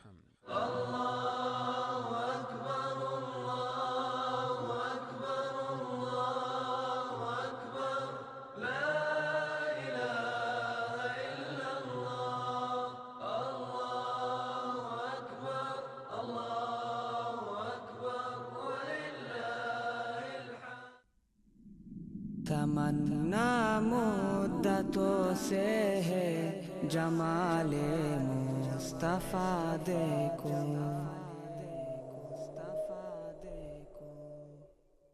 تمنا مدتوں سے ہے جمال مصطفیٰ دیکھو، تمنا مدتوں سے ہے جمال مصطفیٰ دیکھو، امام الانبیاء دیکھو، حبیب کبریا دیکھو، وہ جن کے دم قدم سے صبح نبی روشنی پائی، وہ جن کے دم قدم سے صبح نبی روشنی پائی، منور کر دیا جس نے فضا و رہنما دیکھو، منور کر دیا جس نے فضا و رہنما دیکھو، تمنا قلب مضطر کی وہ دور بے بہا دیکھو، تمنا قلب مضطر کی وہ دور بے بہا دیکھو، قدم باہر مدینہ سے تصور میں مدینہ ہے، قدم باہر مدینہ سے تصور میں مدینہ ہے، الہی یا الہی عظمتوں کی انتہا دیکھو، الہی یا الہی عظمتوں کی انتہا دیکھو، یہ دنیا بے ثبات و بے وفا و غم کا گہوارہ، یہ دنیا بے ثبات و بے وفا و غم کا گہوارہ، یہ ہے مطلوب دار بے وفائی میں وفا دیکھو، ये मतलूब दारे बे वफाई में वफा देखूं तमन्ना मुद्दतों से है जमाले मुस्तफ़ा देखूं मेरे मौला ये मौका दे के ख़त्मुल अंबिया देखूं मेरे मौला ये मौका दे के ख़त्मुल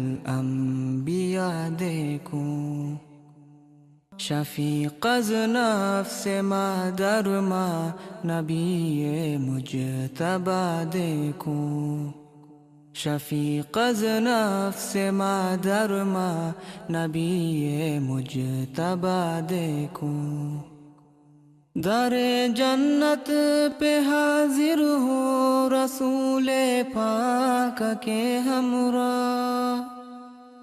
दरे जन्नत पे हाजिर हो रसूले पाक के हमरा शफाअत का ये मंजर या खुदाया मेरा रज़ा देखूं शफाअत का ये मंजर या खुदाया मेरा रज़ा देखूं तमन्ना मुद्दतों से है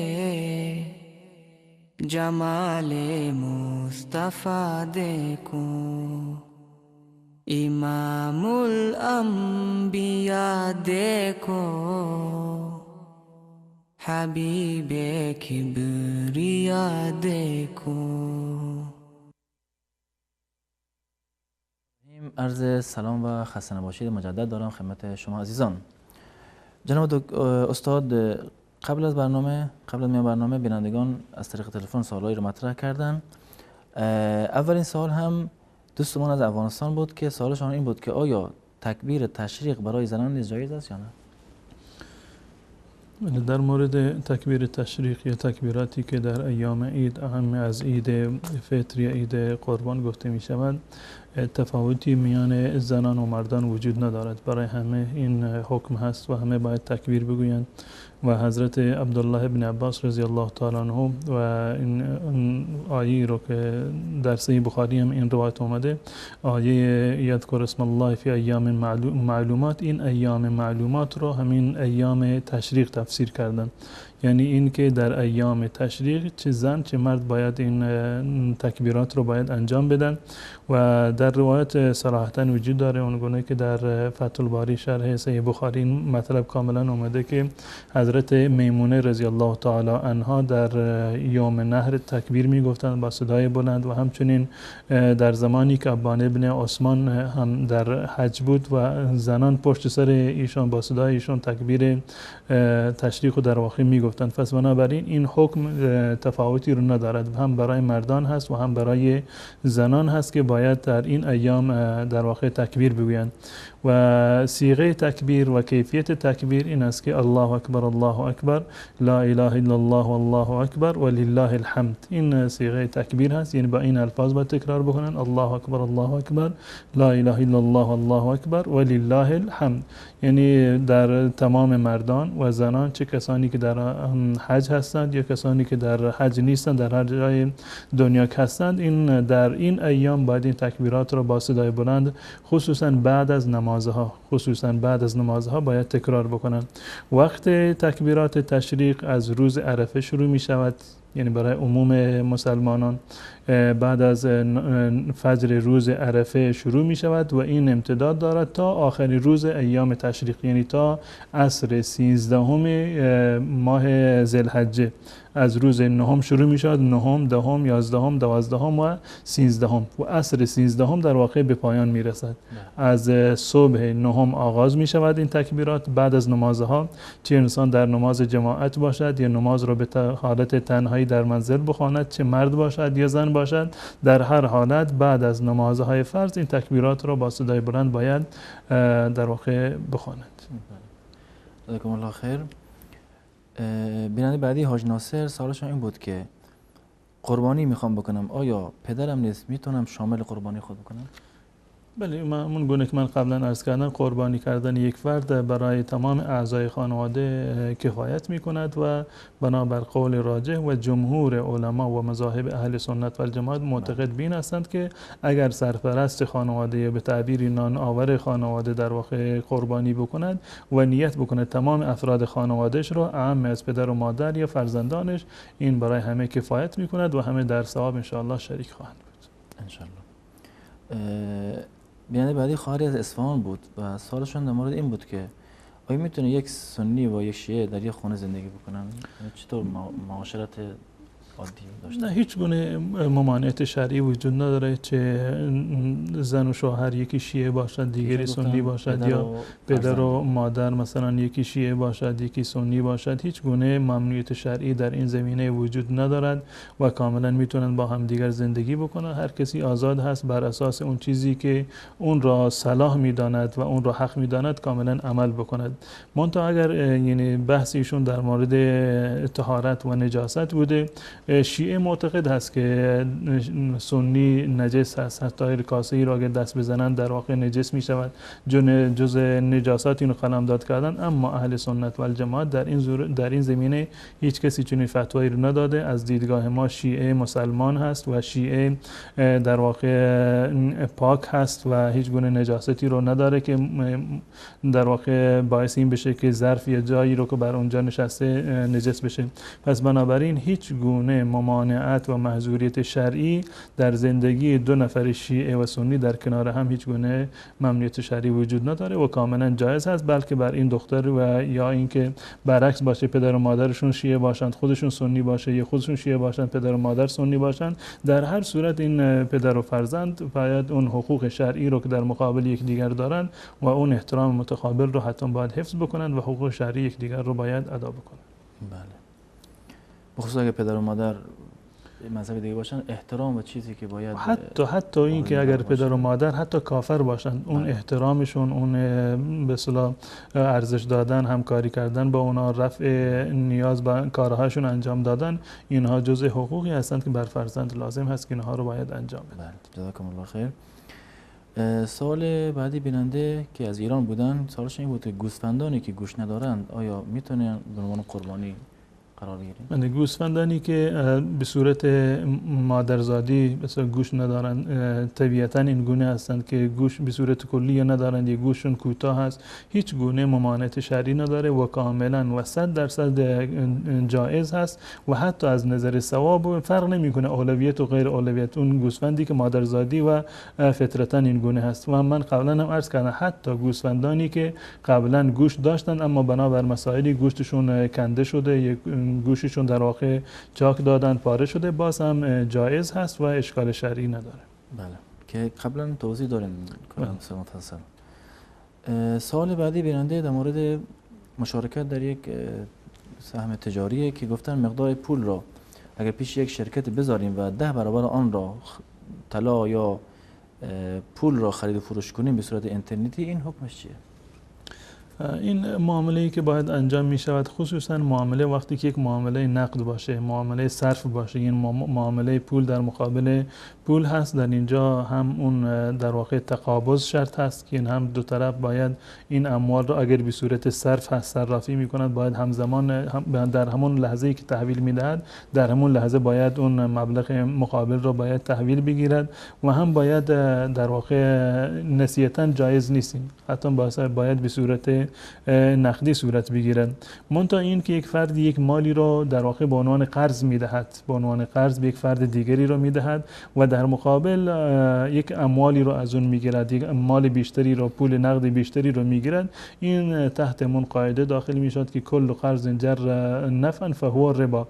اون قرضی که شما به یک کسی دیگر میدهید، به یک شرکت باشه، به یک فرد باشه، در واقع اون قرضی رو که شما میدهید و به خاطر اون قرضی که شما دادید یک منفعت دیگری رو شما کسب میکنید، این در واقع جزء همون ربا هست و این موارد جایز نیست. جزاکم الله خیر. سوال بعدی بیننده در مورد این بود که بچه‌ای که به سن بلوغ نرسه آیا جایز هست که امام شود؟ بچه‌ای که نابالغ هست در بقیه مذاهب به صورت کلی جمهور اهل سنت و الجماعت هیچ گونه اشکالی رو در این زمینه نمی‌بینند، خصوصا از دیدگاه کسانی که معتقد هستند که اقتدای فرضی که مفترض هست، یعنی نماز فرض رو میخواند پشت سر نماز کسی که نماز نفل رو میخواند مثلا اقتدا بکند. این دلیل صحیح و صریح رو دارد. روایتی هست از حضرت معاذ رضی الله تعالی عنه که میرفتند به رسول الله صلی الله علیه و سلم نماز میخوندند، بعدش میومدند و امامت میکردند در مسجد محله خودشون که خودشون نمازشون نفل بود و بقیه مقتدی ها نمازشون فرض بود. و از دیدگاه اون کسانی که معتقد هستند که امامت مفترض خلف المتنفل جایز هست، هیچ گونه اشکالی در این زمینه وجود نداره. حتی در مورد این مسئله مشخصی که ایشون سوال کردند که امامت فردی که نابالغ هست، روایتی هست از عمرو بن سلمه رضی الله تعالی عنه که میگوید که من در زمانی که رسول الله صلی الله علیه و سلم اومدن تازه، هر کسی رو که اقرأ بود بیشتر حفظ بود رسول الله دستور دادن که اون در واقع برود و پیش نماز بشود. میگه از میان تمام مردمی که اونجا بودن من قاری تر بودن، بهتر قرائتم بهتر بود.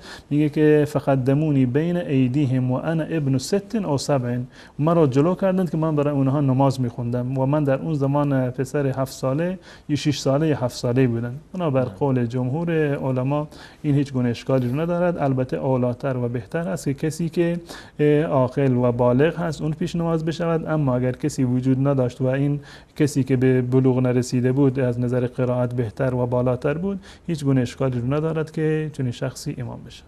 بله، جزاکم الله خیر. سوال بعدی برادرمون در مورد این بود که آیا کسی که عقد کرده تا چه اندازه میتواند که با همسرش یا نامزدش ارتباط داشته باشه، رفت آمد بکنه؟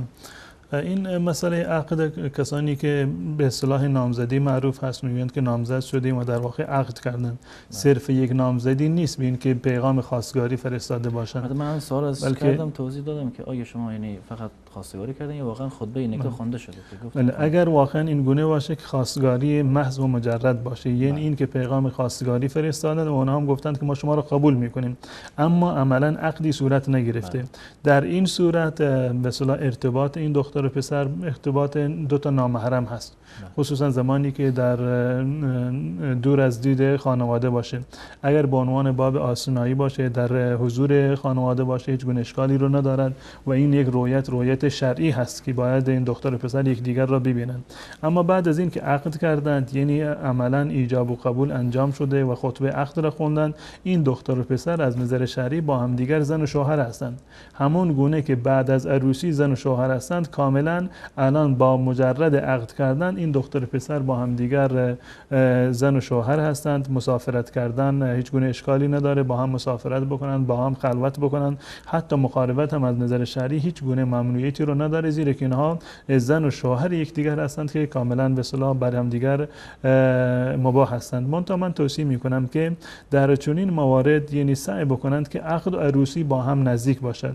چون موارد بسیار زیادی پیش اومده که به اصطلاح نامزد بودند و از نظر شرعی بر هم دیگر حلال بودند، هیچ گونه مشکلی رو نداشتند، زن و شوهر هم دیگر بودند، اما قبل از اینکه عروسی بکنند، اینو علنا بکنند، اعلامش بکنند، از هم دیگر جدا شدند و این در واقع یک نوع رنجشی در میان خانواده ها به وجود آمده و چه بسا باعث سرافکندگی خانواده دختر شده باشه.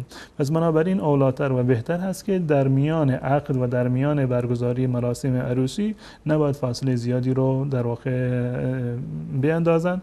همون زمانی که عقد کردن با هم دیگر عروسی بکنن، منتها وقتی که عقد کردن از نظر شرعی کاملا محرم یکدیگر هستند و زن و شوهر یکدیگر حساب میشن. بله، جزاکم الله خیر.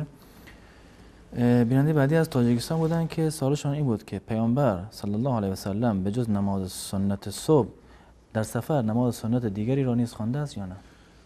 بله، ثابت هست از رسول الله صلی الله علیه و سلم که نماز سنت فجر را ایشان خصوصا در زمان لیلة التعریس، زمانی که خواب افتادن صحابه و رسول الله صلی الله علیه و سلم و نماز صبحشون قضا شد، رسول الله صلی الله علیه و سلم دستور داد که از اون محلی که خوابیده بودند رفتن جای دیگر و حضرت بلال اعلام نماز کرد، اذان دادند. رسول الله صلی الله علیه و سلم اول 2 رکعت سنت فجر را خواندند، بعد از آن نماز قضایی فجر در واقع خوندن.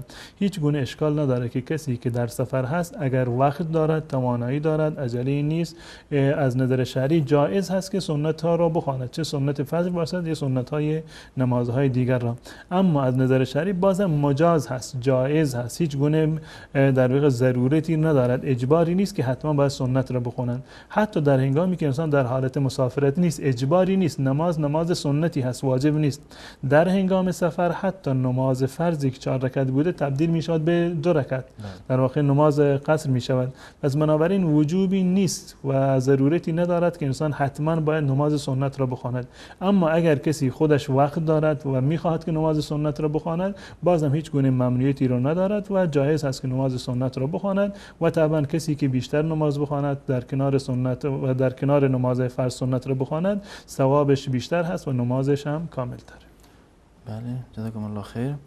بیانده بعدی که گفتن کارگری هستیم اهل افغانستان و در ایران زندگی میکنیم و 2 سال است که نماز رو به صورت نماز قصر و مسافر میخونیم. حکم اون چیست؟ بله، کسی که برای کار رفته در یک منطقه دیگر و در اونجا مطمئن هست که 1 سال 2 سال در اونجا سکونت میکند، از نظر شرعی حکم مسافر رو ندارد. در هیچ یک از مذاهب اسلامی چنین فردی حکم مسافرت رو در واقع ندارد و این مقیم است. اگر یک شخصی در یک جایی در سفر رفته و نیت اقامت کرده که من در این شهر هستم، حداقلش 4 روز میگه من در اینجا میمانم، یا حد اکثرش بنابر قول امام ابو حنیفه و مذهب احناف که در این زمینه هست، اگر کسی در یک جایی رفت و 2 هفته نیت اقامت کرد که من 2 هفته در اینجا مقیم هستم، در این شهر من اقامت میکنم، پس بنابراین حکمش مقیم هست و نمازها رو باید به صورت کامل بخواند، نه اجازه قصر دارد و نه اجازه جمع را. و چه برسد به این که چندین ماه یا 1 سال و 2 سال در اونجا زندگی بکنند و قطعا ایشان در اونجا مقیم هستند و نماز رو باید به صورت کامل بخونند. بله، جزاکم الله خیر. بیانده بعدی که خواهر بودن سوالشون این بود که درباره چیز توضیح دادن و گفتن که سوره نساء آیه 24 اشاره به چه چیزی دارد؟ سوره نساء یا همچنین در موارد دیگری داریم که این بحث مهریه زن هست و هیچ گونه اشکالی رو ندارد که به تعبیر اجور یا اومده یا به معنی صدقات اومده، هر 2 تا تعبیر اومده درباره مهریه زنان و این در مورد مهریه زنان هست، یعنی زنانی را که شما ازدواج کردید مهریهشان رو در واقع پرداخت بکنید و این هیچ در واقع تعبیری در مورد و دلیلی نمیتونه باشه برای اثبات صیغه یا همون عقد موقت. و در مورد عقد موقت ما روایات صحیح رو داریم، هم شیعه و هم اهل سنت و الجماعت، که رسول الله صلی الله علیه و سلم صراحتا عقد موقت را، صیغه موقت را یا ازدواج موقت را در واقع تحریم کردند. بله، جزاکم الله خیر. سوال بعدی خود این خواهر این بود که آیا گوش دادن به زیارت عاشورا گناه دارد یا نه؟ زیارت عاشورا، دعایی که در این زمینه خونده می شود، این یک دعایی هست که در واقع هیچ گونه ثبوت شرعی رو ندارد. از رسول الله صلی الله علیه و سلم و از اهل بیت رسول الله صلی الله علیه و سلم چنین چیزی ثابت نیست و یک نوع بدعت و خرافی هست که در دین اضافه شده و از این موارد انسان باید پرهیز بکنه. بله، جزاکم الله خیر. سوال بعدی بیننده در مورد این بود که آیا حاجی میتونه برای کسی دیگر مانند پدر، برادر عمره کند؟ اگر فرد دیگر که عمره در واقع حج نکرده باشه، در قید حیات نباشه، فرض کنید فردی پدر و مادرش فوت کرده باشند، الان خودش میخواد که به جای پدر و مادرش حج یا عمره انجام بده، هیچ گونه اشکال نداره، جایز هست، منتها به شرط این که این حاجی قبلا برای خودش حج کرده باشه، خودش حج فرض رو انجام داده باشه، بعد از این میتواند که سری بعد برای پدر یا مادرش یا برای هر کسی دیگر حج برود. اما این که فردی که برای اولین بار به حج میرود بخواد که در اونجا در هنگام حج یک عمره اضافی رو انجام بدهد برای پدر و مادرش که در یک سفر باشه، برای کسانی که زنده هستن عرض کردم که این جایز نیست. حتی در یک سفر حج، در یک سفر حج یا در یک سفر عمره، زمانی که انسان فقط در مکه هست، تکرار عمره یک کار مسنونی نیست و مشروع نیست از دیدگاه شرعی و نمیتونن چندین عمره رو انجام بدن به نیت چندین فرد. اگر اون فردی که برایش عمره انجام میدهد از دنیا رفته باشه یا انسانی باشد که مریض هست و امید بهبودی ندارد، جایز هست که برای چنین فردی حج یا عمره بکنند به شرط این که حاجی خودش قبلا برای خودش حج و عمره رو انجام داده باشد.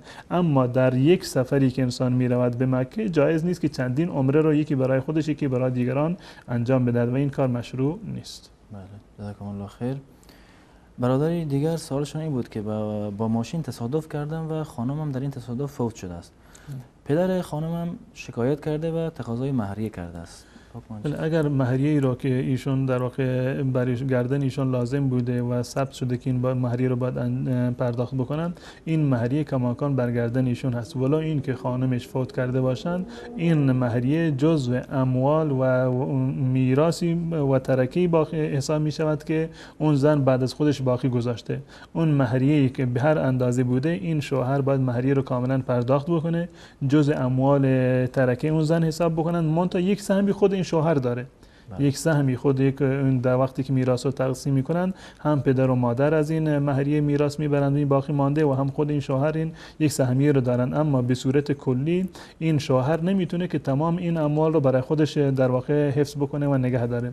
اگر تصور بکنیم که این زنی که فوت شده اموال زیادی رو دارد، اگر اونها رو تقسیم بکنن، مهری در واقع سهمیه این شوهر به اندازه مهریه این زن میشود. در این صورت اشکال نداره که این شوهر بگه من اون سهمیه ارث خودم را نمیخوام، اکتفا میکنم به همین مهریه‌ای که بر عهده من هست. منتها اگر این مهریه بیشتر از سهمیه خود این شوهر میشوند، باید باقی ماندهش رو به بقیه ورثه که فرزندان اون زن هستند و پدر و مادرش باید باز بگردن. بله، جزاکم الله خیر. آقای افسری سوالشون این بود که از افغانستان بودن و گفتن که 5-6 لک بدهکار هستیم، آیا قربانی برای ما واجب است؟ نه، من عرض کردم که از دیدگاه عموم اهل سنت و الجماعت اساساً قربانی کردن واجب نیست و قول راجح این است که قربانی کردن سنت مؤکده است و کسی که مدیون هست و مقروض هست و نمیتواند قربانی بکند، هیچ گونه وجوبی برگردنش نیست که برود خودش را بیشتر از این مدیون بکند و در واقع قربانی بکند. برایشون لازم نیست. اگر توانایی دارند، اجازه دارند، جایز، مباح، مشروع است. اما اگر توانایی ندارند، هیچ گونه اجباری برگردنشون نیست که قربانی بکنند. جزاکم الله خیر. سوال بعدی و سوال آخری که از پیام‌های تماس‌های بینندگان بود، خانم ملکی از تاجیکستان بودن که خواستن درباره حکم ابرو کندن برای زنها توضیح بدید. ابرو کندن از دیدگاه شرعی ناجایز و حرام هست. رسول الله صلی الله علیه و آله در روایات صحیح، در چندین روایت که در این زمینه وجود دارند، منع کردند و حتی لعن کردند. رسول الله صلی الله علیه و آله لعن الله النامسة والمتنمسة. رسول الله صلی الله علیه و آله گفتن الله متعال نفرین بکند اون زنانی را که ابرو میگیرند یا ابرویشون در واقع گرفته می شود، که هر دو زن در واقع مورد تهدید هستند و وعیدی صادر شده در موردشون و رسول الله صلی الله علیه و آله اونها را لعن و نفرین کرده. منتها اگر زنی ابرویش معتاد نیست و به اندازه طبیعی و حالت طبیعی نیست، از نظر شرعی این شخص میتواند که این ابرویش رو به اندازه اعتدال در بیاره که گونه معتدل باشه و طبیعی جلوه بکنه. در غیر این صورت گرفتن ابرو برای هیچ کسی جایز نیست. بله. من از اتاق فرمانم خواهش میکنم که شماره تماس بینندگان رو نیز زیرنویس بکنن که کسی که دوست داره میتونه الان تماس بگیره. سوال بعدی بیننده درباره این بود که من دوست دارم سنی شوم ولی پدرم شیعه هست و میگوید اگر سنی شوم از ارث محروم میشم، چه کار کنم؟ از نظر شرعی در این محروم کردن یک فردی از ارث به خاطر اینکه یک کار خلافی رو انجام داده یا به تعبیری دیگر نافرمانی میکند از پدر و مادرش، این یک کار پسندیده ای نیست و جایز نیست یک فردی در واقع فرزندان خودش را یا یکی از فرزندان خودش را از ارث محروم بکنند و اساساً چنین چیزی هم ثابت نمی شود.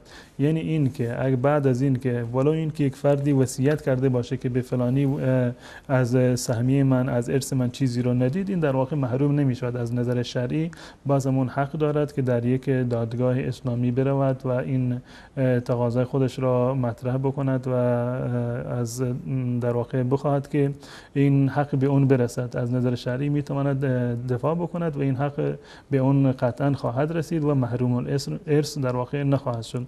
منتها در چنین موارد انسان باید با حکمت عمل بکند. هم از این برادرمون یا افراد دیگری که هستند که میخواهند سنی بشوند یا کارهای دیگری رو انجام انجام بدهند سعی بکنند که به یک گونه‌ای پدر و مادر خودشون رو رضایت اونها رو جلب بکنند و باعث نشوند که پدر و مادر از اونها در واقع دلگیر بشوند یا به گونه‌ای عمل بکنند که نهایتاً اگر هیچ گونه راهی برای راضی کردن پدر و مادر وجود ندارد حداقل به گونه‌ای عمل بکنند که پدر و مادر اساساً متوجه نشوند و موجبات رنجش و نارضایتی پدر و مادر در واقع پدید نیاید. بله، جزاکم الله خیر. تماس بینندگان رو میگیریم. بیننده اول، سلام علیکم، بفرمایید. السلام علیکم. و علیکم السلام و رحمت الله، بفرمایید. خسته نباشید آقا، خوبی؟ سلامت باشین، بفرمایید. آقا میشه بعد از برنامه تماس بگیرم با عبدالقدوس؟ انشالله بعد برنامه انشالله تماس بگیرین، در خدمت شما خواهم بود. بیننده بعدی رو بگیریم. بعد از اینکه برنامه تموم شد بریم جناب؟ بله انشالله. بیننده بعدی رو بگیریم.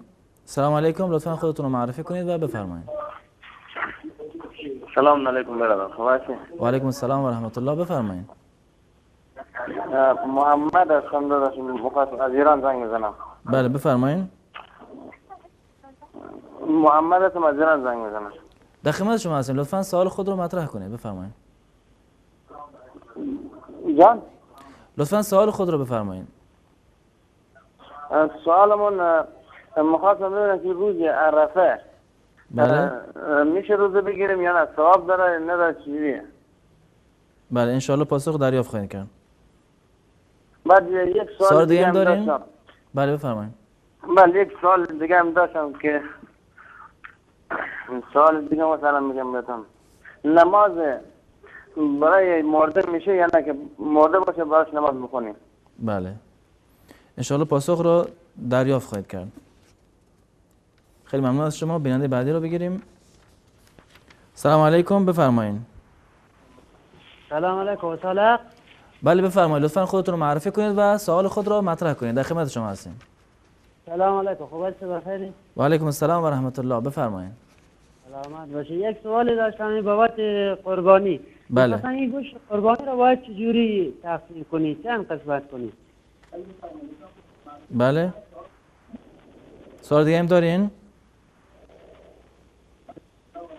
خیلی ممنون از شما. بیننده بعدی رو بگیریم. سلام علیکم، بفرمایید. الو. سلام علیکم، لطفا خودتون رو معرفی کنید و بفرمایید. الو سلام، خسته نباشید. سلامت باشین، بفرمایید. الو. بفرمایید، در خدمت شما هستیم. صحبت کنید. صدامو دارید؟ بله صدای شما هست، منتظر سوال شما هستیم. الو. آقا عذر میخوام، من یه سوالی داشتم از مولانا. بفرمایید، در خدمت شما هستیم.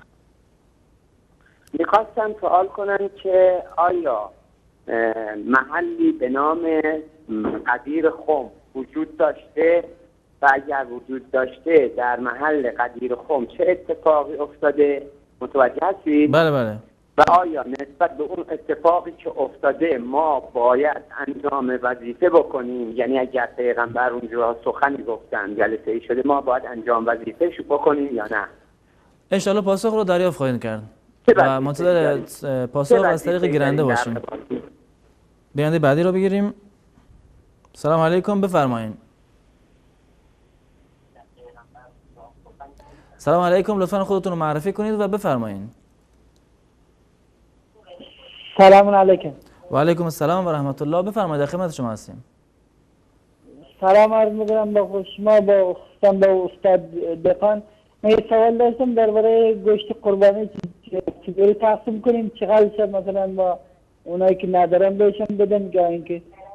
بله انشالله پاسخ رو دریافت خواهید کرد.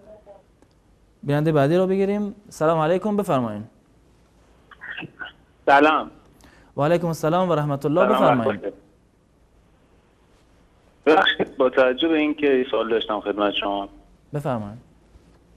با توجه به اینکه احکام خداوند ازلی ابدیه و خداوند میگه تا 4 تا ازدواج میتونین بکنین و با یکی زندگی کنید بهتر است. بله. چرا پیامبر اسلام تماسشون قطع شد. بیننده بعدی رو بگیریم. سلام علیکم، بفرمایید. سلام وقتتون بخیر. مریم هستم از ایران تماس گرفتم. خواهر مریم از ایران، بفرمایید در خدمت شما هستیم. الو، بفرمایید در خدمت شما هستیم. سلام علیکم، خسته نباشید. و علیکم السلام و رحمت الله، بفرمایید. 2 سوال از حضور محترمتون داشتم. بفرمایید. سوال اول این بود، دارین میگه که من 7 میلیون قرض دارم، بعد الان که از چی کار میکنم مثلا میدم رو قرضی که دارم، بعد الان من میتونم مثلا قربونی بدم یا نه؟ بله. بعد سوال بعدی این بود که نماز تهجد که بعضی وقتا یادم مثلا خواب میبینم نمیتونم بلند شم، بعد که نماز وترم رو نمیکنم به خاطر نماز تهجدم، اگه نماز وترم قضا بشه قضاش چجوری به جا بیارم؟ بله. این سوال اولی هم ببخشید اشتباه گفتم، معذرت میخوام. سوال اولی هم این بود که داریم 7 میلیون رو خونه‌اش اجاره داده ولی 4 میلیون قرض داره، الان چجوری مثلا میتونه قربونی بده؟ کار میکنه رو قرضش. ببخشید سوالمو اشتباه گفتم. اینجوری بود. یعنی 4 میلیون در مورد قربانی، یعنی 4 میلیون قرض داره، آیا میتونه قربانی بده یا نه؟ سوالتون اینجوریه؟ آره 4 میلیون قرض داره، 7 میلیون رو خونه‌اش اجاره داده، مثلا این 7 میلیون داره 4 میلیون هم قرض داره. بله. بعد الان کار میکنه 4 میلیون قرضش رو میده، بعد قربونی هم میتونه بده یا نه؟ بله ان شاء الله پاسخ دریافت خواهیم کرد. اتاق فرمان تماس‌ها رو محدود بکنه و آخرین تماس باشه تا به سوالا برسیم. سلام علیکم، بفرمایید. سلام علیکم، خسته نباشید. شبکه وصال حق. بله بفرمایید در خدمت شما هستیم. زمان خسته نباشید مولانا یزید. یه سوال داشتم اینه که من سردار هستم ایران. یه سوال داشتم اینه که کسی که مثلا زن دوم بگیره آیا عدالت رو رعایت نکنه این قضیهش چطوریه؟ مثلا دوست داره عدالت رو رعایت کنه ولی یه طوری که هست نمیشه، مثلا عدالت رعایت نمیکنه، واقعا هم رعایت نمیکنه، این قضیهش رو مثلا به زمان واسه من توضیح بدید. ان شاء الله پاسخ دریافت خواهیم کرد. یک میان برنامه کوتاهی میبینیم با هم و باز خواهیم گشت در خدمت شما عزیزان خواهیم بود. عمر خود را غنیمت شمارید. رسول الله صلی الله علیه و آله و سلم در حالی که مردی را نصیحت می کردند خطاب به وی فرمودند 5 چیز را پیش از رسیدن به 5 چیز غنیمت بشمار: جوانیت را قبل از پیری و تندرستیت را قبل از بیماری و توانگری را قبل از تهیدستی و فراغت را قبل از گرفتاری و زندگیت را قبل از مرگ. عبدالله ابن مسعود رضی الله تعالی عنه می فرمودند من بدم می آید از انسانی که او را بیکار می بینم، نه به کار دنیا مشغول است و نه به کار آخرت. اللهم اصلح لنا ديننا الذي هو عصمة أمرنا ودنيانا التي فيها معاشنا وآخرتنا التي إليها معادنا.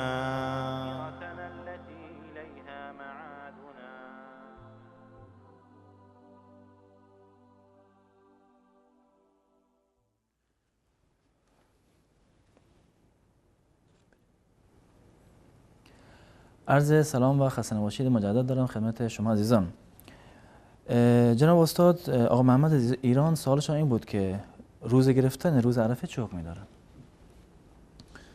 این واقعا فضل الله متعال است که در کنار عبادات نفلی که برای ما قرار داده، عبادات فرضی، در کنار این عبادات فرضی الله متعال عبادات نفلی از جنس اون عبادات رو برای ما مشروع قرار داده که بتوانیم اون عبادات رو به صورت نفلی و به میل خودمون اون عبادات رو انجام بدهیم. این عبادات نفلی در واقع یک فرصت استثنایی هستند، علاوه بر این که یک نوع فضیلتی رو دارند، ثواب خاصی رو دارند، یک نوع فرصتی هستند برای این که انسان بتواند عبادات فرضی خودش رو جبران بکند و کامل بکند. نماز فرض اگر ناقص باشد توسط نماز نفل در واقع کامل می شود. اگر روزه فرض ناقص باشد توسط روزه نفل در واقع اون عبادت ما به صورت کامل می شود. یعنی اون چیزی که بایدها و نبایدهایی که در روزه وجود دارد اگر واقعا کوتاهی در این زمینه شده با روزه نفلی اون کوتاهی ها جبران می شود. یکی از روزه هایی که مسنون هست روزه گرفتنش روز عرفه هست. روز عرفه یعنی روز 9 ذوالحجه، گرچه قبل از این هم روزه مشروع هست. بهترین ایامی که انسان میتواند در آن روزه بگیرد یا عمل صالح خیلی ارزش داره نزد الله متعال این روزهای 10 گانه هستند، یعنی 10 روز اول ماه ذوالحجه. انسان باید سعی بکند که در این روزها بیشتر قرآن بخواند، بیشتر نماز بخواند، نمازهای نفلی رو بیشتر انجام بدهد، بیشتر روزه بگیرد یا کارهای خیر دیگری را، صدقاتی را که دارد بیشتر در این ایام انجام بدهد. تمام این موارد در واقع مشروع هست در این ایام. منتها در روز 9 یک فضیلت خاص و ویژه‌ای را دارد که رسول الله صلی الله علیه و سلم بنابر روایتی که از حضرت ابو قتاده رضی الله تعالی عنه است که مردم از رسول الله صلی الله علیه و سلم درباره روزه گرفتن روز عرفه سوال کردند که چه جایگاهی را دارد و چه ثوابی را دارد. رسول الله صلی الله علیه و سلم فرمودند یکفر السنة الماضیة والباقیة. یکفر السنة الماضیة والباقیة. این روز عرفه یعنی روزه گرفتن یک روز سبب می شود که گناهان 2 سال انسان کفاره بشوند. یعنی گناهان 2 سال را، البته عموم مفسرین و محدثین نظرش این است که گناهان صغیره در واقع کفاره می شوند. یعنی این سال را که در اون هستیم، یعنی سال آخر ماه هست، روز 9 هست و 9 در واقع 12435 هست، این سال را و همچنین سال گذشته را، این سالی که هنوز باقی مانده، تقریبا 20 روز از بعد از عرفه تقریبا باقی مانده، هم این سال و یک سال گذشته را، یعنی روزه گرفتن روز عرفه این فضیلت را دارد که هر کسی این روز را روزه بگیرد الله متعال به فضل این روزه 2 سال گناهان انسان را در واقع معاف می کند و می بخشد و این فضیلت واقعا بسیار بزرگی هست. و همچنین در ادامه همین روایت از رسول الله صلی الله علیه و آله درباره روزه عاشورا سوال کردند که اونم ان شاء الله الله متعال توفیق بدهد که ما زنده باشیم و روزه بگیریم. اونم یکی از روزهای مستحب است روزه گرفتنش، اونم کفاره گناهان 1 سال خواهد شد. انشاءالله. جزاکم الله خیر. سوال بعدی بیننده در مورد این بود که آیا درست است که نماز برای به جای مرده خوانده شود؟ انسان‌هایی رو که الله متعال در واقع به اونها یک نوع بیماری رو داده و در آخر عمر بیمار شدن، این سهولت رو و آسانی رو الله متعال برای ما اجازه داده و مقرر کرده که انسان در هر حالتی باشد باید نماز بخواند و کیفیت نماز فرق می کند. انسانی که صحیح و سالم هست باید در مسجد برود، با جماعت نماز بخواند، سر وقت نماز بخواند و به صورت ایستاده نماز بخواند، یا حتی که وقتی که در خانه نماز میخواند باید به صورت ایستاده باشد. این اصل نماز است. منتها اگر کسی بنابر عذری یا بیماری نمیتواند در مسجد بخواند، میتواند در منزل نماز را بخواند، هیچ اشکالی ندارد. اگر در منزل میتواند نماز بخواند منتها نمیتواند بایستد، خب اجازه دارد که بنشیند نماز بخواند. اگر حتی با نشسته در حالت نشسته نمیتواند نماز بخواند، در حالت دراز کشیده و با اشاره هم باید نماز بخواند. نماز از شخصی که بیمار هست و در بستر بیماری افتاده تحت هیچ شرایطی ساقط نمیشود. در همون حالتی که هست با همون کیفیت، ولو اینکه با اشاره سرم که شده باید نماز را بخواند. پس بنابراین دلیلی وجود نداره که برای این که یک انسانی بمیرد از دنیا برود و نمازی بر عهدهش باقی مانده باشد. این به صورت یک اصل هست. و مسئله بعدی این که اگر کسی بالفرض از دنیا رفته باشد، فوت کرده باشد و بر عهدهش نمازی باشد، آیا این قضایی را دارد که در واقع ورثه بتونند اون انجام بدن؟ چون این چیزی وجود نداره. در مورد نماز هیچ گونه روایتی از رسول الله صلی الله علیه و سلم ثابت نشده و چون این حکمی نیست که اگر مرده وقتی که میمیرد و نمازی برگردنش هست ورثه و فرزندانش بتوانند به جایش نماز بخوانند. نماز خواندن برای مرده جایز نیست و نمیتونه قضای نمازهای مرده باشند. نه نماز خواندن جایز هست و حتی نه پرداخت پول. پرداخت پول در مقابل نمازی که از میت فوت شده، اون هم در واقع هیچ موردی رو نداره. فرض کنید یک فرد میتی هست و مرده و قبلا نماز نمیخونده، الان مثلا پدر و مادرش یا فرزندانش بخوان به جایش نماز بخونند، اجازه نماز خوندن هم ندارند. این مشروع نیست، زیرا وقتی که نماز از وقت خودش فوت شد و عمدن کسی اون نماز را نخوند، از نظر شرعی دوباره نمیتونه اون نماز را دوباره بخواند، مگر این که خواب افتاده باشد. اگر خواب افتاده باشد، بیمار باشد یا فراموش کرده باشد، یک حکم جداگانه هست. اما کسی که عمدن نماز را ترک کرده باشه، نماز خواندن میت که بعد از اینکه بمیرد، نماز خواندن ولی هیچ تأثیری براش ندارد، جایز نیست. و همچنین پول دادن یا بها دادن نماز، این هم از نظر شرعی هیچ گونه اصلی رو در شریعت نداره. اگر کسی هم این حرف رو زده، یک نوع قیاس هست و هیچ گونه این عبادات ما میدونه که به صورت قیاس نمیشه این حکم را در واقع ثابت کرد. پس بنابراین نماز خواندن از مرده جایز نیست. اما اگر روزه هست، این دلیل شرعی دارد. حدیث حضرت عایشه رضی الله تعالی عنها است که من مات و علیه صیام صام عنه ولیه. اگر یک انسانی بمیرد و روزه برگردنش باشد، ولیش میتواند که روزه به جاش بگیرد. اما در مورد نماز چنین حکمی از رسول الله صلی الله علیه و سلم ثابت نیست. جزاکم الله خیر. سوال بعدی بیننده در مورد گوشت قربانی است که یعنی دو تا سوال بینندگان بودن که با هم جمع میکنیم، میگن گوشت قربانی به چند قسمت تقسیم میشود و به چه کسانی باید داده شود؟ گوشت قربانی اون چیزی رو که به الله متعال میرسد، اون همون نیت قلبی هست، همون تقوایی هست و همون نیت خالصانه و قصد تعبدی هست که به الله متعال میرسد. لن ینال الله لحومها ولا دماؤها. گوشت و خون قربانی به خداوند متعال نمیرسد، این به اختیار خود شما هست.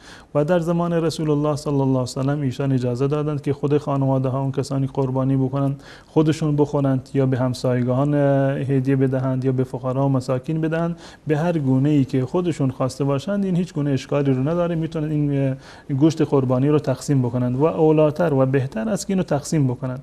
اولاتر و بهتر است یک قسمتی رو خودشون بخورند، یک قسمتی رو به فقرا و مساکین بدهند، یک قسمتی رو هم هدیه بدهند به دوستان و خویشاوندان خودشون که یک نوع صله رحمی در واقع انجام شده باشه. اما اگر فرض بکنید یک خانواده قربانی کردند و خودشون نیازمند هستند، هیچ گونه اشکالی وجود نداره که خود خانواده تمام گوشت قربانی رو خودشون استفاده بکنند.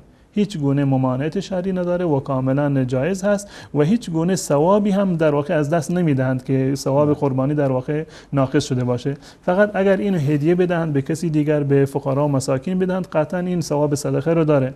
اما اگر خودشون هم بخورند، از ثواب قربانی اونها هیچ چیزی کاسته نمیشود. جایز هست که قربانی رو خودشون بخورند، کاملا گوشتش رو مصرف بکنند، یا این که این به سه قسمت تقسیمش بکنند، هم خودشون بخورند، هم به همسایگان هدیه بدهند و هم به فقرا و مساکین در واقع بخشی رو اختصاص بدن. جزاکم الله خیر. بیننده بعدی در مورد غدیر خم سوال کردن که آیا غدیر خم وجود داشته و چه اتفاقی افتاد اونجا؟ بله، غدیر خم یک آبگیری هست در وسط راه مکه و مدینه. طالابی بوده در اون زمان که به اسم یک شخصی به نام خم که نام یک شخص بوده در واقع منسوب است. غدیر خم در تاریخ اسلام در واقع در اینجا یک اتفاقی افتاده و این اتفاق رو شیعه و سنی نقل کردند و یک اتفاق صحیح و واقعی هست. رسول الله صلی الله علیه و سلم زمانی که حجة الوداع رو انجام دادند، برگشتند از مکه اومدند به مدینه در تاریخ 18 ماه ذوالحجه، یعنی 5 روز بعد از ایام حج به اینجا رسیدند و در اینجا مردم را که وقت ظهر شده بود، مردم جمع شده بودند، اومدن در اینجا و به خاطر یک سری اختلافاتی که در میان حضرت علی و برخی از زیردستانش در واقع اتفاق افتاده بود، رسول الله صلی الله علیه و سلم اینجا اعلام کرد که هر کسی که مرا دوست دارد باید علی را دوست داشته باشد، زیرا که بریده یا برخی از افراد دیگری که زیردست حضرت علی بودند در سفر یمن که بودند ناراحت بودند. رسول الله صلی الله علیه و سلم از اونها پرسید که آیا شما بدتون میاد از علی؟ گفتن بله، ما از علی ناراحت هستیم و بدمون میاد. رسول الله فرمودند که من کنت مولاه فهذا علی مولا. هر کسی که من مولایش هستم، من دوستش هستم، هر کسی که با من دوستی دارد باید با حضرت علی رضی الله تعالی عنه هم دوستی داشته باشد. اصل این جریان صحیح است و در روایت اهل سنت اومده، در صحیح مسلم اومده که در اونجا رسول الله صلی الله علیه و سلم توصیه کردند به مهربانی و ادای حق اهل بیت رسول الله صلی الله علیه و سلم که اذکرکم الله فی اهلی. تا 3 مرتبه این جمله رو تکرار کردند منتها این جمله من کنت مولا و علی مولا این در روایات دیگر اومده، در کتاب صحیح بخاری و صحیح مسلم نیومده، در سنن اومده و این قسمت هم صحیح هست که رسول الله فرمودن من کنت مولا فعلی مولا. و در اینجا رسول الله صلی الله علیه و سلم میخواستند که این محبت علی را و دوستی علی را در کنار محبت و دوستی خودش در واقع قرین بکنند. هر کسی که رسول الله صلی الله علیه و سلم را دوست دارد قطعا باید اهل بیت ایشان را هم دوست داشته باشه و ما هم بر این عامل هستیم، به اهل بیت رسول الله صلی الله علیه و سلم احترام میگذاریم و حقوقی که دارند برای اونها درود و سلام میفرستیم، جز حقوق اونها است، اونها را به نیکی و خوبی یاد میکنیم و با هیچ یکی از اهل بیت رسول الله صلی الله علیه و سلم ما دشمنی نداریم و اهل سنت و الجماعت دوستی و احترام اهل بیت رسول الله صلی الله علیه و سلم را جز ایمان خودشون میدانند. ما ان شاء الله در مورد این جریانی که اتفاق افتاده و در مورد الفاظی که رسول الله فرمودند و محتوای این الفاظ و پیام این الفاظ ان شاء الله در ایامی که مناسبت این هست در 18 ذوالحجه ان شاء الله ما برنامه مفصلی رو خدمت بینندگان عزیز ان شاء الله خواهیم داشت ان شاء الله. جزاکم الله خیر. بیننده بعدی مریم از ایران بودن که گفتن قرض دارم و الان مقدار پول دستم است، آیا قربانی بدم بهتره یا اون پول ها را برای قرض بدم؟ اگر یک فردی، من قبلا عرض کردم که این قربانی اساسا واجب نیست و سنت مؤکده هست، این برمیگرده به انتخاب خودشون. این قربانی کردن یک نوع فضیلت هست، یک نوع عبادتی هست، یک نوع فرصتی هست برای اینکه شما بتونید یک نوع پاداش و ثوابی رو کسب بکنید. این فرصت بعداً در اختیار شما نیست. اگر توانایی دارید و اگر اون کسانی که شما مدیون اونها هستید اونها اجباری ندارند و امروزه یعنی خواستار پول خودشون نیستند که شما سخت نگرفتن، بهتر و اولاتر است که شما این فرصت رو از دست ندید و قربانی بکنید.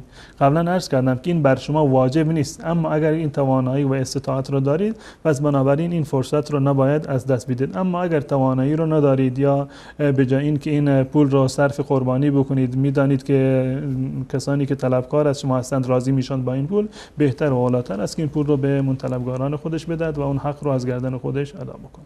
بله، جزاکم الله خیر. سوال بعدی ایشون هم در مورد این بود که کسی که عادت کرده نماز تهجد و وتر همیشه میخونه اما بعضی وقتها خواب میفته، آیا قضایی دارد این نماز؟ نماز وتر اساساً نماز شب هست، من جزء نمازهای شب تعریف شده که وقتش بعد از نماز عشا هست تا قبل از طلوع فجر صادق. در واقع اگر در این زمان کسی بتونه نماز وتر را بخواند نمازش قبول هست و نماز وتر را خونده و قضای نماز وتر در روز به صورت وتر نیست، به صورت شفع هست. یعنی این که اگر کسی فرضاً عادتش این بوده که در شبها همیشه یک رکعت نماز وتر را میخونده، اگر میخواد در روز، اگر میخواهد، اینو من تکرار میکنیم، نماز وتر نماز سنتی است و قضا آوردنش لازم نیست، این به اختیار خود شما هست. اما اگر خواستید قضای اون نماز وتر را بیارید در روز باید یک رکعت دیگر اضافه بکنید. اگر یک رکعت نماز وتر را میخواندید در روز وقتی میخواید قضا بیارید 2 رکعت باید بخونید. اگر 3 رکعت نماز وتر را همیشه عادتتون هست که میخونید، در روز وقتی که بخواید اون نماز فوت شده وتر را قضا بیارید در روز با صورت 4 رکعت اون باید قضایی بیاورید. بله، جزاکم الله خیر. بیننده بعدی پرسیدن که کسی که زن دوم بگیره اما نتونه عدالت بکنه و حق اون زنها را رعایت نکنه، این چه حکمی داره؟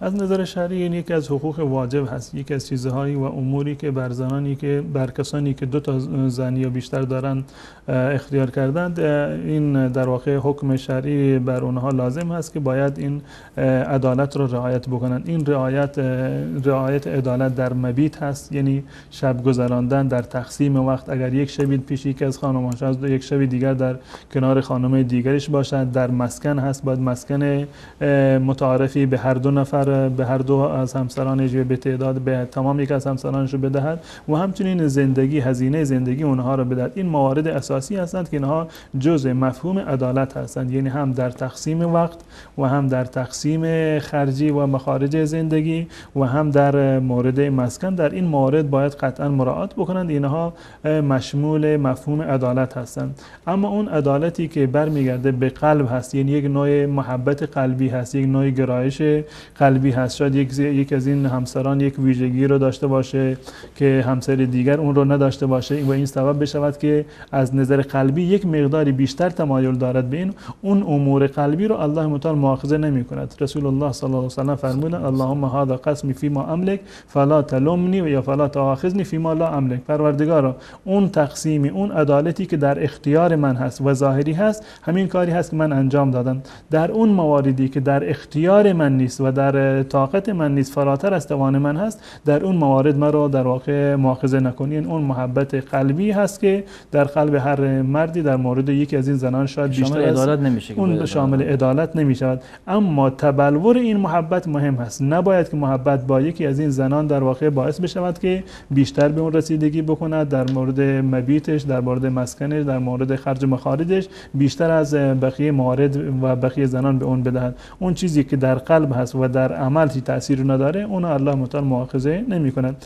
و جزای کسانی که در دنیا و دیده و دانسته با وجود این که میتونستند عدالت بکنند عدالت را انجام نمیدن، روایت اومده که رسول الله میفرماند که هر کسی که عدالت نکند در میان همسرانش، جاء و شقه مائل، روز قیامت در صورتی میاد که یکی از پهلوهای بدنش مائل هست، یعنی شل هست و در واقع ویل شده. و این مجازاتی است که الله متعال برای اون کسانی که به این گونه در دنیا حق کشی کردن، در آخرت اینها را مجازات خواهد کرد. جزاکم الله خیر. سوالای بینندگان نیست تموم شد. فقط یکی از بینندگان که سوالشون ناقص بود و واضح نبود تمامشون قطع شد و سوالات تموم شد. جزاکم الله خیر. خسته نباشید جناب استاد و به پایان رسیدیم در واقع این قسمت رسید. منم تشکر میکنم از شما که این فرصت رو در اختیار بنده قرار سلامت باشین. خواهش میکنم. بینندگان عزیز، در اینجا به پایان این قسمت از برنامه رسیدیم. شب و روز خوشی را برای شما آرزو میکنیم و تا یک دیدار دیگر همه شما را به الله متعال میسپارم. السلام علیکم و رحمت الله و برکاته.